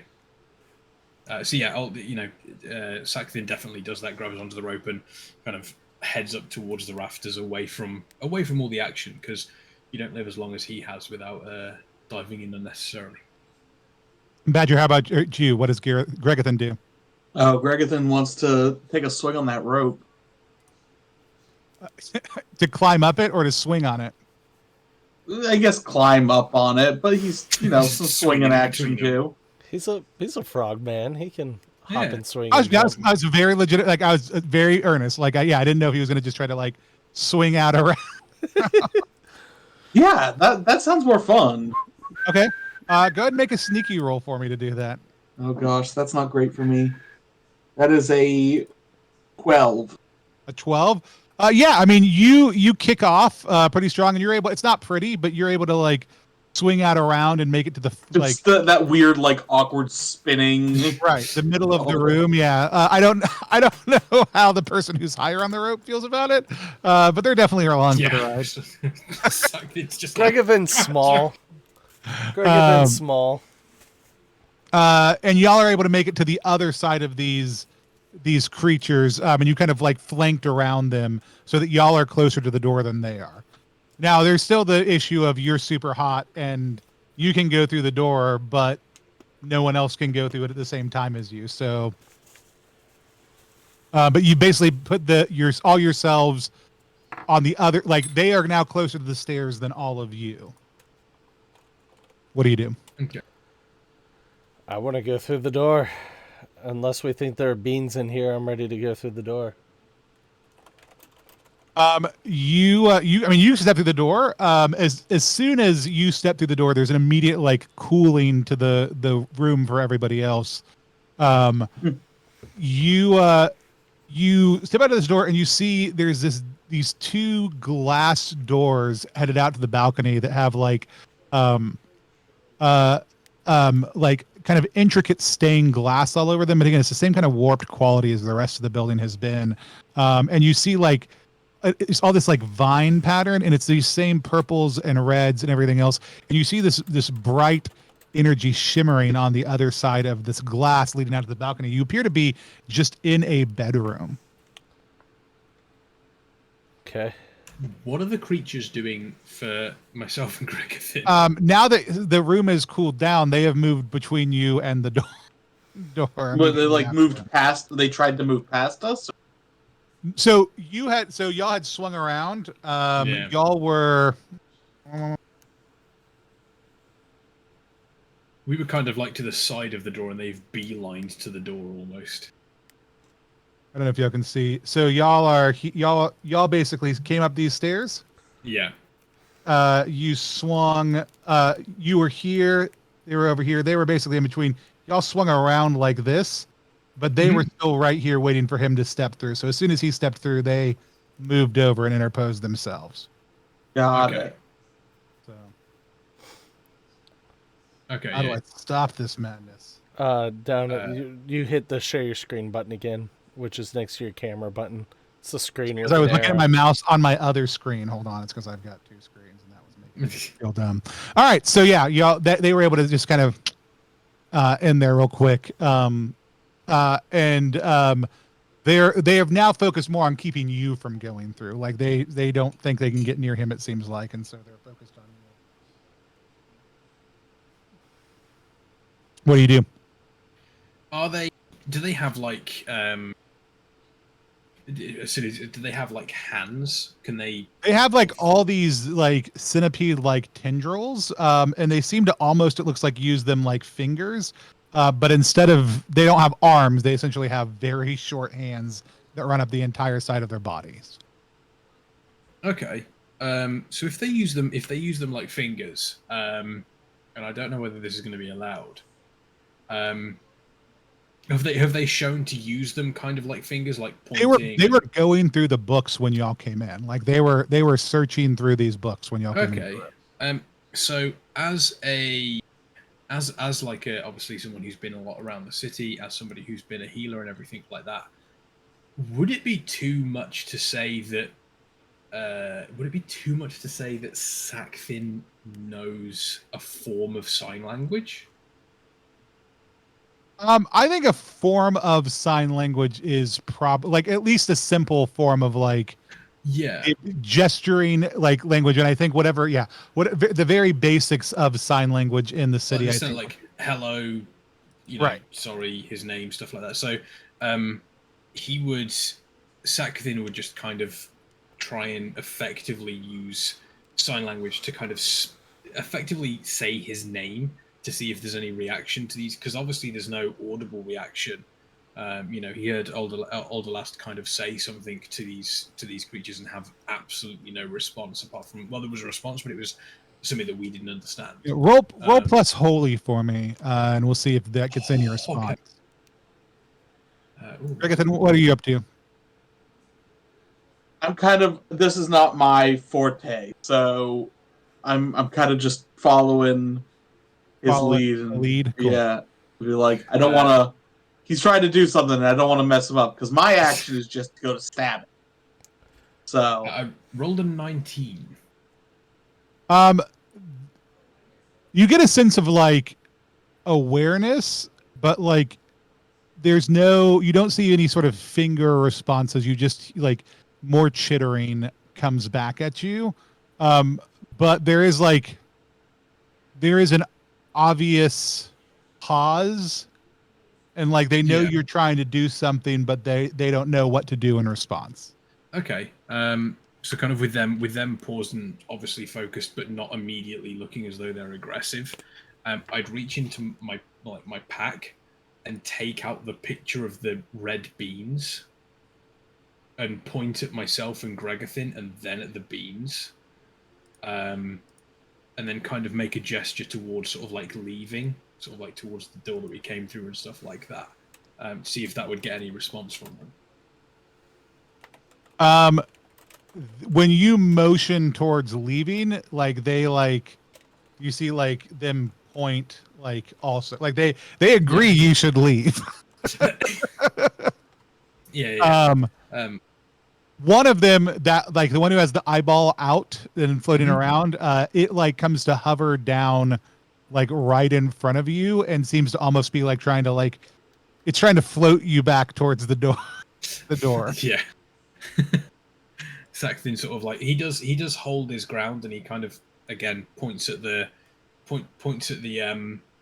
like the picture, points at himself, Gregothin, and then points to leave. And then as he points to leave, he kind of points at the seeds again and kind of shakes his head as if to say, we can't leave without these. Oh, come on, Discord.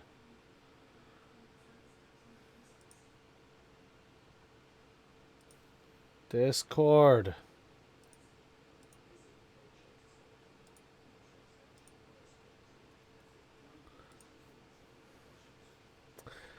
Technical difficulties.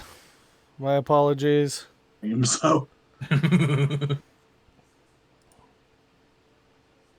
Hi, welcome back. Oh, hello. Oh, hello. So, Did you catch Brett, any of while they're trying to communicate with these creatures using some rudimentary form of sign language, what are you doing in the bedroom? I'm gonna look around to see if there's a Well. place to find beans. It's not every time you get asked that. You see a chamber about you as you quickly look around, you see on the like dresser that there is a very small bag of what looks like the beans that you were given. I go grab those, open it up, and see what's inside. Go ahead and describe the aroma of these red coffee beans for me. What are some of the flavor notes we're getting out of there? So, it's a weird, like dark chocolate and cumin, like almost like a mole sauce. Just I'm into it. Just very rich and earthy, and We just obviously won't know till they're brewed, but what do you think the acidity is like on that? they're gonna be low acidity. I think they're gonna be Okay. very low acidity. These are much darker and richer than typical acidic type beans. We're gonna see that same kind of big body that we're used to with a low acidity bean, also. Too, Yeah. or- Oh yeah. Just like it's rich and delicious smelling. So you so you find them, you've got those. Out in the other room, they're getting more and more agitated. Like, and actually when you like reference the beans, they start like advancing on you like every single time. They're like, it is making them more and more upset. Like when you talk about leaving, they're fine. When you point at you, they're fine. When you point at the beans, they get upset. Okay. I do make Elderlast does make his way back towards the room. Okay. Is he still hot? Yeah. It's gonna be hot for another couple minutes. Oh god. And goes full into the room to try and distract. As soon as you come into the room, like they screech, and like they one of them just lunges at Saxfin. Oops. Oh, good. Sorry, Great. sorry, Secton. Sorry. It's got this kind of like mandible pincers. Like there's a set down here below the eyes, and there's a set up on the top of their head. And they are trying to bite at you with them. Go ahead and roll initiative for me. 2. All right. So he go ahead and roll a defense roll then. 13. So he bites down on your arm, and you take 2 hits of damage.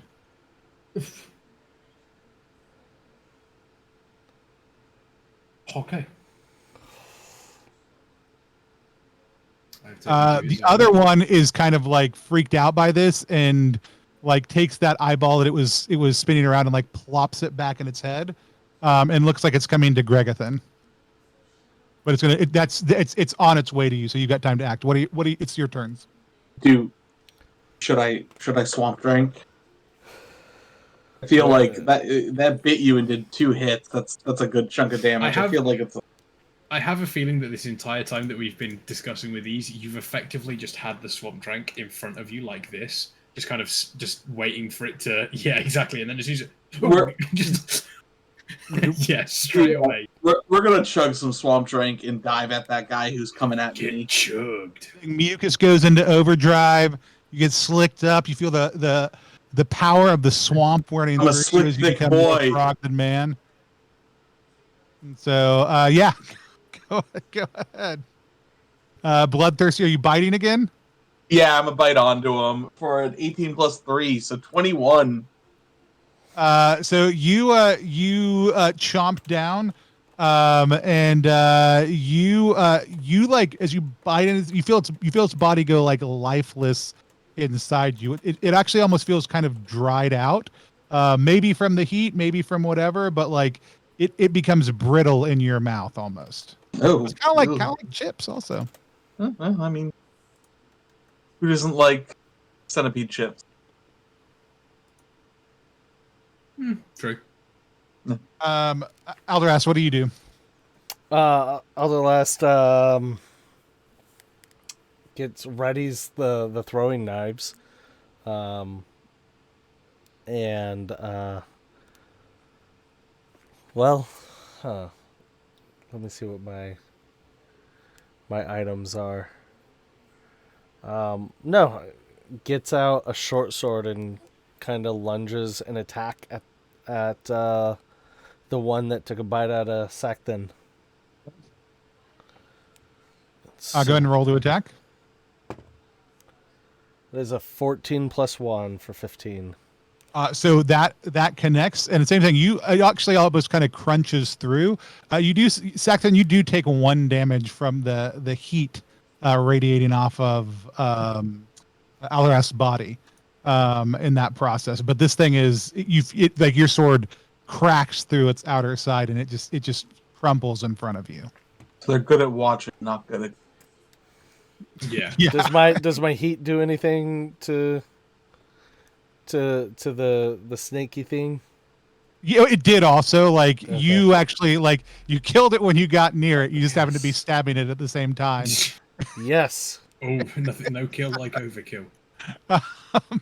And so yeah, they kind of crumple into dust down below you. What do y'all do? Well, I feel like we have to get out. Yeah. So maybe we have to go deal with that spider mantis thing. We've got rope. I say we climb down. There was a balcony, and I relayed to them there's a balcony on the outside, and I said we climb down. I'm a leap. Frog boy. Oh yeah, you guys. I'm coursing with frog juice. With swamp drink. Swamp drink. Y'all go into the other room. You pass through. You see you see these double glass doors in front of you. Like I said, there's flickering light on them. As you open them, there's this large balcony that actually almost kind of goes out in an oval shape. And at the point of the oval, there is a portal slicing through the balcony, and through it, you see this landscape of red and purple and dappled orange water in the distance. And right on the other side, there are bushes upon bushes of these of these trees with these red coffee beans still in cherry form hanging off the edge of them, just a couple feet through the portal. I try to, before moving out, Sakthin kind of takes a knee, kind of covering the cuts, the puncture wounds, if you will, from that attack. And again, just kind of, you see his lips moving, don't hear anything, and uses heal and heals himself for 2 points of damage. There you go. All right, you got it back.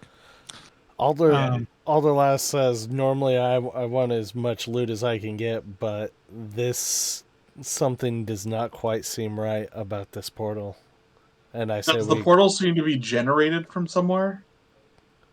You can't tell. I don't think So no, your like, background Hellraiser will give you cubes any sort of knowledge. anywhere. Unfortunately, I think y'all didn't stack any points into the one class that would be like, yeah, you might just know this information.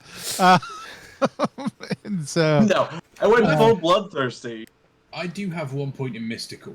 all right, you want to make a roll plus mystical? Yeah, sure. Yeah. What's the worst that could happen? Don't ask that. Come on, Kerren. You Don't ask accidentally that. open a Hellraiser portal. 11. Yes. You've seen enough in this place to know whatever this. I mean, this is probably stable.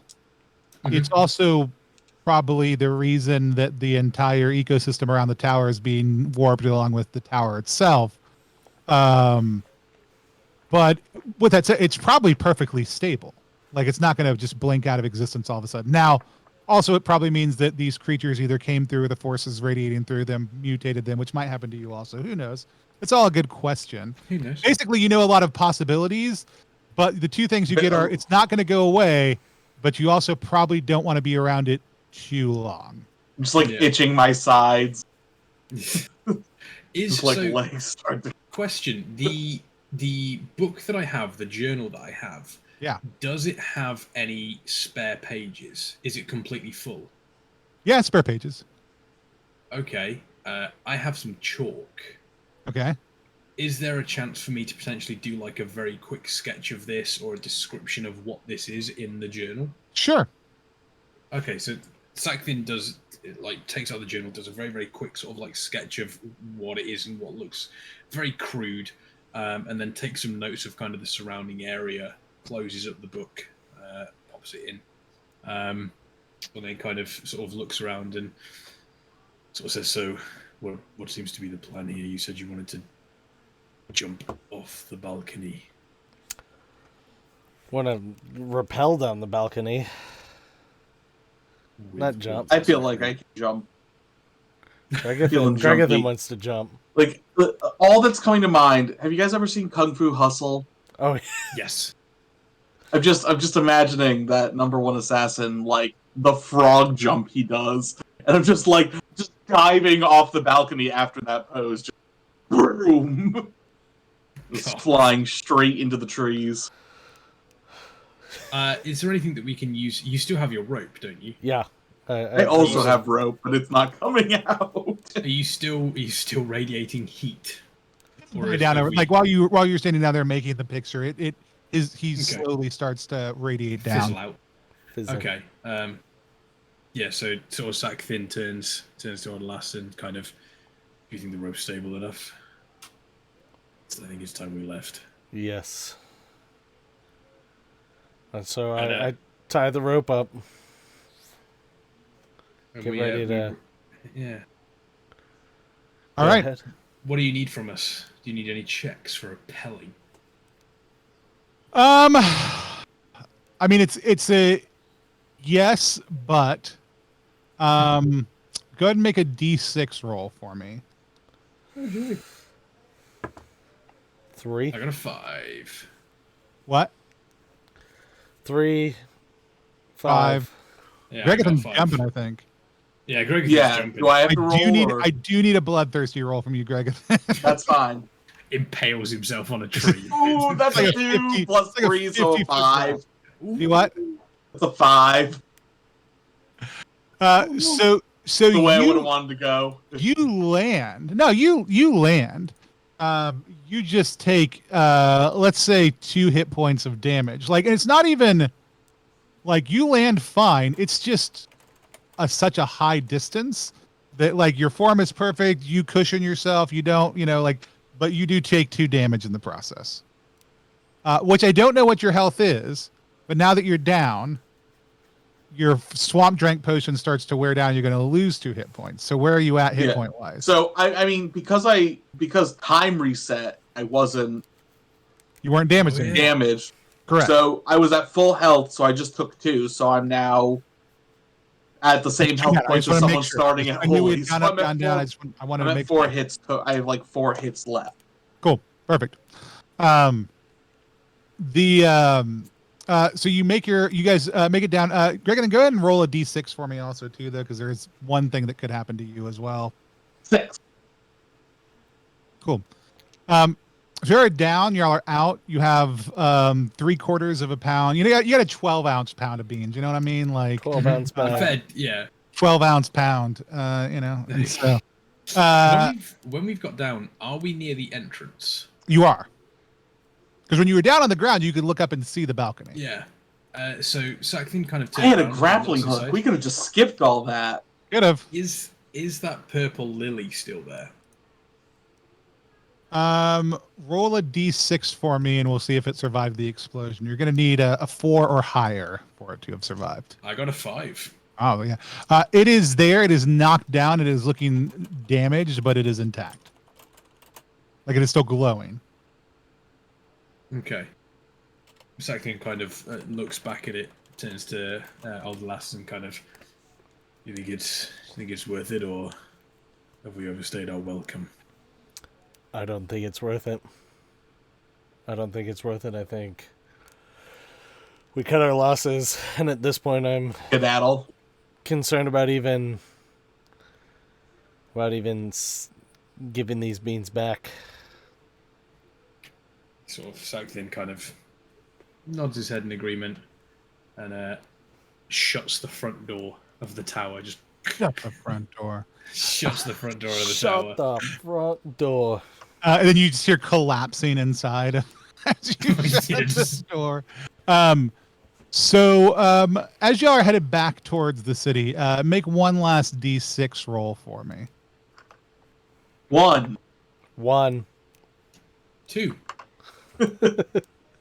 You on the middle of your way there, you didn't have extra food. You've been kind of scavenging off the land on your way back. You had a little bit more to drink when you left, but you all collapsed into a night of deep sleep. When you wake up the next morning, you're surrounded by somebody who you caught out of the corner of your eye as you were leaving the city, and some compatriots. A group of thugs have caught up with you, and they are standing over you with the bag of red beans in their hand, and they say, "Well, looks like that reward is ours now." And then we're just going to cut to black, and that's going to be the end of our One second. Oh, go ahead. When do our abilities reset? Every day. So you have new abilities right now. So upon waking up, Sackton kind of wakes up and sees all the thugs. Yeah. Kind of like surrounding him. And he sees, and this is not the first time he's been threatened by any stretch of the imagination, kind of living rough in the city and everything. And he just kind of raises up a hand, slowly closes his fist, and they all drop into a deep sleep. They all drop into. Then we'll cut to black. I love it. Yeah. Give me you get back. Y'all are rewarded. They actually had been expecting a lot more beans, but they're still excited to get the beans that they have. Like for them, the rarer the ingredient, the more delectable. And these red beans are unlike anything else they've ever had. Somebody make a loot roll for me. I'll tell you how rewarded you are. Is that a 6 or a 20? D6. Go ahead, What? Badger. D6. All right. That is a 3. Awesome. So you have a 3. They like for the amount of beans you brought back, it's a really good amount of money. It's not a lot of money. Like you're not going to have to worry about living expenses for a couple of weeks. But it's had you been able to bring back as many as they were expecting, it would have been a much richer reward. However, they're not going to tarnish your reputation. They'll work with you again in the future. They'll just be more clear about the expectations for what it looks like when it comes back. How much of that purple herb did I have? Oh, do you want to roll a d6 for that? Well, I was thinking, because of the way it, like, to me, the purple smoke and everything suggested that it seems to be some sort of, like, it would send people into a catatonic state almost. So my thought process was just if there's a little bit of it, just taking one of the leaves or something like that, crushing it up and using it as a tea, it could help people get to sleep. Sure. Not enough to, so I would effectively kind of use that as I would show them kind of that sort of herb that I had as well. Yeah. A sleepy time tea. Yeah, A sleepy time tea, and they're like Sleepy a tea or bear on that. Yeah, go ahead and roll a d6. We'll see. I mean, like that absolutely makes sense. I'll bump it up a band because of the description. Let's have a look. That's a 3. They are like they're very excited by this because it is like it's a very small, like there's not a lot of it, but it's a very small amount. Is this amazing sleep aid that causes people to be able to sleep for a full night with just a little bit of this tea being brewed in, or this herb being brewed into it. So yeah, they pay you out again, and y'all gonna live well for the next few weeks. And so, but yeah, that is Swamp Down drink We Go. for everyone. Tea for everyone. We used a couple of the faction rules. I did randomly roll, so there was not an intended this little bean of mine sponsorship. But Buy this one little of- bit of mine coffee. yeah, one of the classes that Aaron King wrote is the steepers. It says nothing better than hot water to bring out the fine taste of old leaves and crushed beans. The steepers are experts in this act. It is said that there is nothing they won't soak and sip. In addition to making fine beverages and teaching others to do the same, they can purportedly see the future in your drink's remainder. Oh, and let's not speak of the most dangerous drink they make, which allows one to pierce the barriers of time and perhaps even find true happiness. Their duties and activities are selling tea leaves and coffee beans, hosting a tea party, holding forth on the healing property of beverages. Their symbol is a steaming cup, and they might ask adventurers to retrieve rare ingredients, test a new brew, or capture a flame creature. And so That was, I mean, as an Englishman, I wholeheartedly, the steepers are perfect. Making teas, I'm fine with that. There's also the Inkrites, the Seal Clubbers, the Sinuous Reels, the Frothharkers. Hang on. Go back. Seal Clubbers. In domino masks and flat caps, this group of seeming vandals roam the city to destroy all tools of carceral containment. None should be a prisoner. No money should be miserly stored. No magic seals must bind creatures worldly or otherworldly. Their studded clubs are made of seal-breaking iron, and they can bust a lock apart right quick. Duties and activities: breaking locks, redistributing wealth, freeing demons. Symbol: a metal club. Might ask adventurers to burn down a Sinuous Reels warehouse, rob a bank, break a jail. I feel like Gregathan is in with those people. Yeah. So they have some of the factions have like oppositional factions. So theirs is the Sinuous Rills, which is in ancient times, the lay of the land was decided by running water, which carved mountains and set boundaries. This civic organization does the same, setting and recording the constantly changing borders and boundaries of the city, whether it's property lines, market stall borders, or the careful lines along which to butcher an animal. The rills come with chalk and string. Some say that they also set the bounds of human ability, and if you pay them enough, they'll loosen your borders so that you can grow and empower yourself in new and deadly directions. And so, like he's done a lot of them that have these kind of oppositional. The steepers don't really have any kind of enemy faction, but one of my favorites is the brewer and the sewer guild are enemies of each other in what's called the rhyming war. And so Aaron did a phenomenal job. He's one of our first contributors who got their content turned in, but just that's a game called Patchwork World. It's an absolute blast to play. It's my favorite powered by the Apocalypse game. But just I was like, hey, do you want to do some factions and rumors? And within 3 hours, it sent me 4 that were just absolutely phenomenal. And then the next morning was done. But yeah, they're great. Like I just rolled randomly to say which of these 10 happen to be the steepers. And then I used the Tomb Adventure and was like, why are they going to go here? It's going to be to get this ingredient. When I rolled it up, it was the Watcher thing, which is all these otherworldly insecty type things, which then was a blast because Gregathan was a frog person who like brought weapons in, but just decided like biting giant insects is the way to go, which totally makes sense. But it's one of my favorite things about OSR systems is kind of this bleeding narrative where you're going to roll up a bunch of random stuff, and that's going to be the assassins that you guys, the bandits that were following you all out there, basically they stole your stuff so you'd be weak. on the way back, and we're gonna grab the loot from you then. And I love that you just cast sleep on all of them and then went home. There's it might be an attack in the city, but every time you move between districts, it does it. Then every time you go back to the city, every district moves around a little bit. Districts disappear for a little while, come back for a little while. They all have a descriptor, just like all the adventures do. And those descriptors change every single time. So even though you can always find the bazaar, every time you go to the bazaar, it's going to have a little bit of a different flavor, a little bit of a different tone, a little bit of a different way that you can interact with it. And then each of those locations have different things you can do there. So it's just a very simple procedural random generation process, but you can roll up basically an entire campaign by random. I got on with Badger, like Tim was when I was like, I should plan out what I'm doing, and literally just rolled the dice. I probably made like 20 rolls because of the way that I do it, which is not the way you have to do it.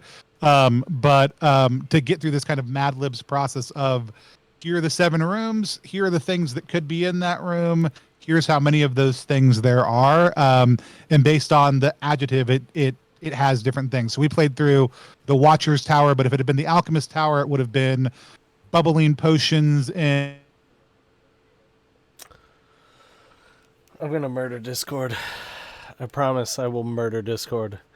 While I'm here, make sure to check out Tony's and I froze now. Cool. Let me see if I can just disconnect Discord. What is going on?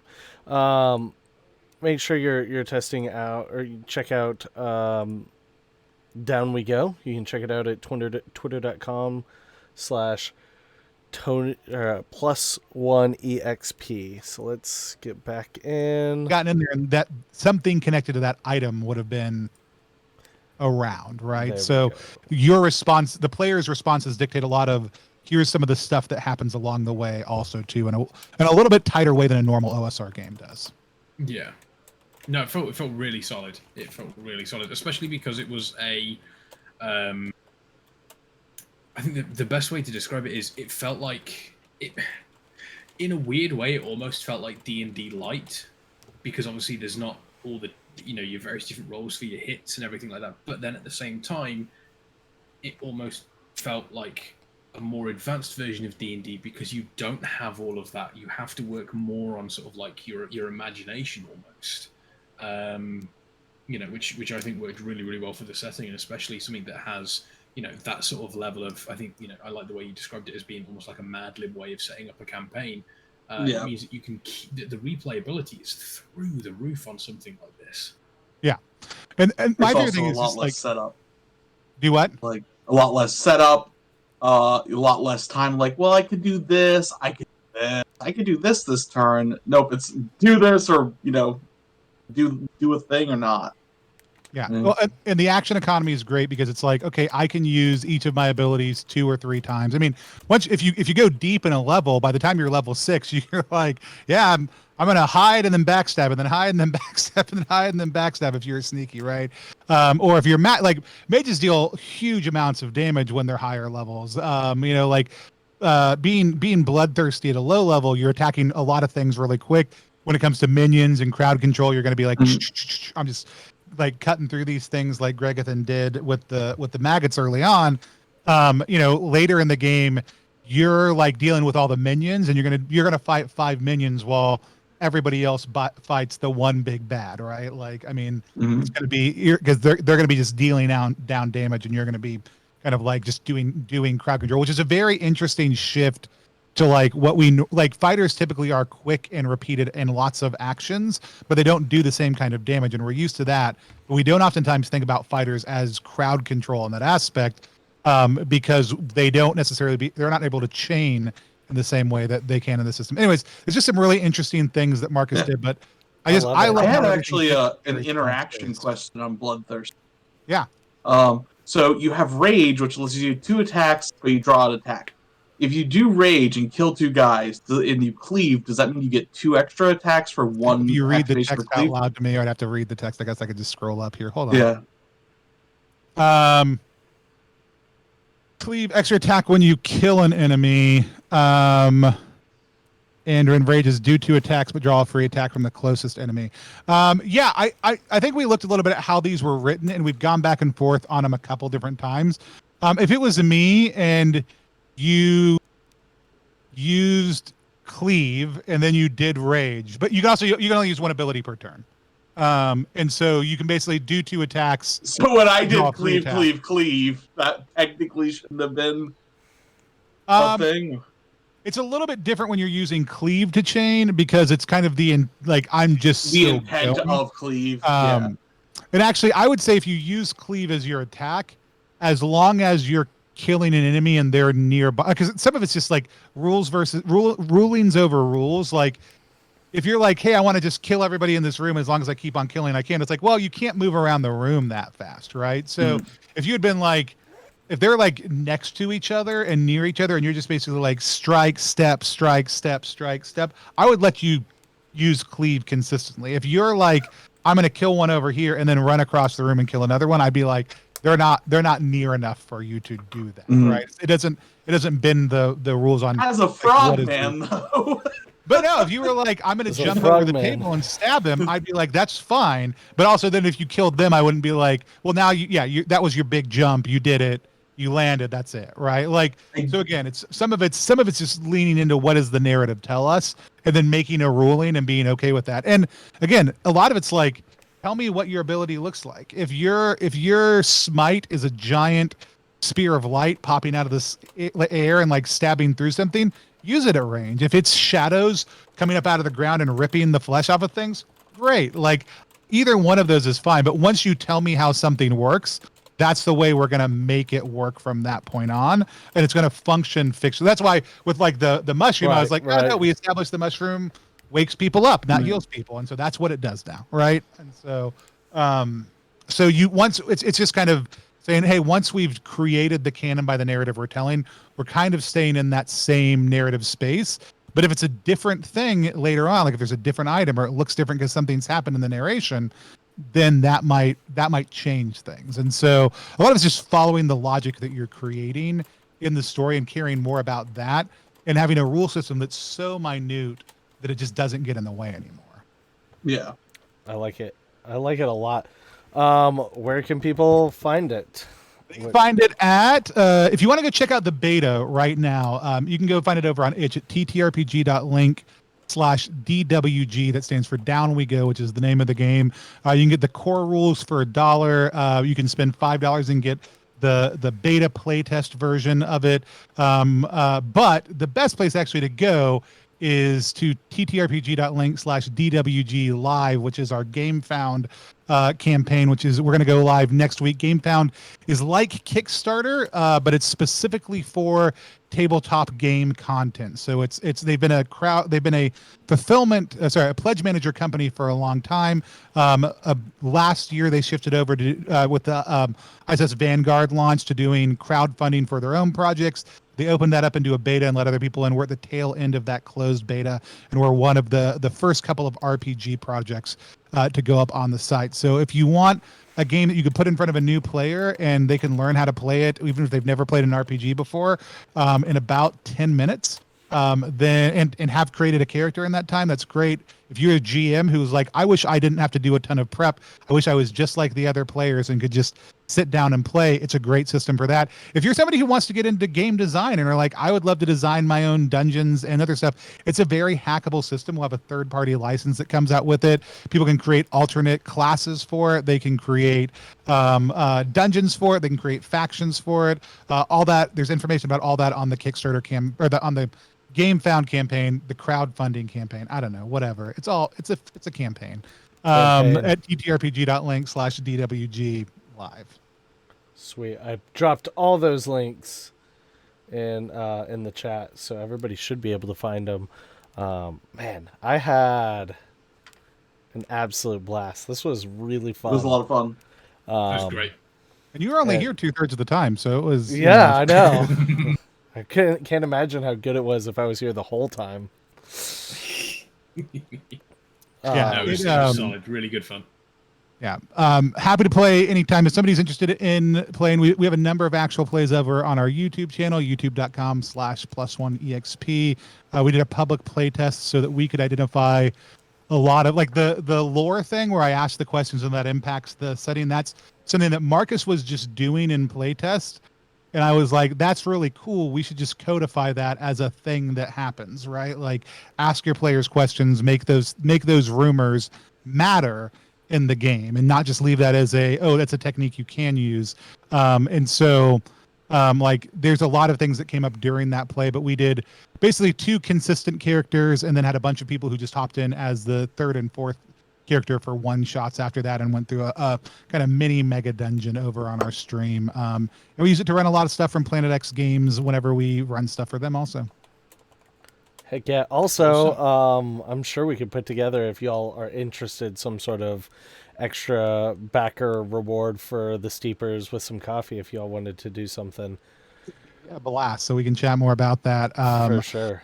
Yeah. One of my favorite things about GameFound's setup is the ability to, and we'll see how it plays out. Like, I think GameFound's a better tool than Kickstarter. I think Kickstarter has a better reach than GameFound, which it's arguable that when crowdfunding is largely a big part marketing, that reach does mean better tool. But I think the way GameFound is built is smarter, and specifically the add-on function where it's really easy to say, if you want this, then here, like you can just get it and add it into your thing. And if you don't like any of the bundles or pledge levels, you can kind of build your own from all the different elements right up front. Thing you can...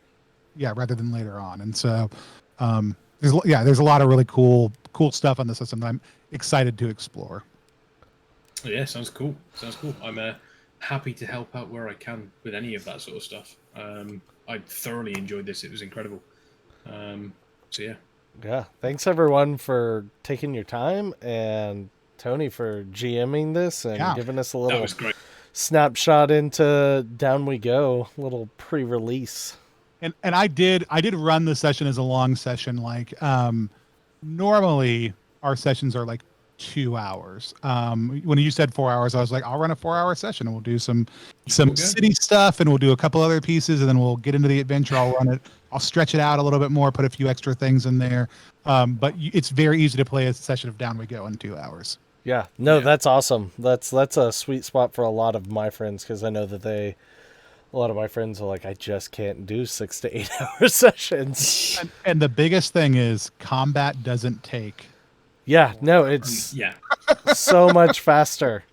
Yeah, my wife was like, hey, can you come grab something when it's not your turn? And I'm like, this isn't D&D. I don't have 15 minutes to go do stuff. Yeah.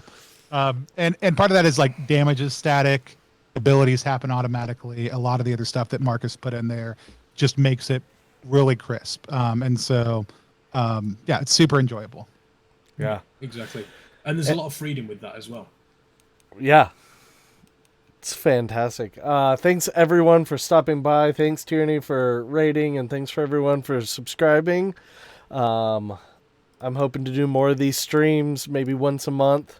And if you're interested, just shoot me a message on Twitch, or my link to Discord is there, and you can just hop on my server and be like, I want to be in the next one too.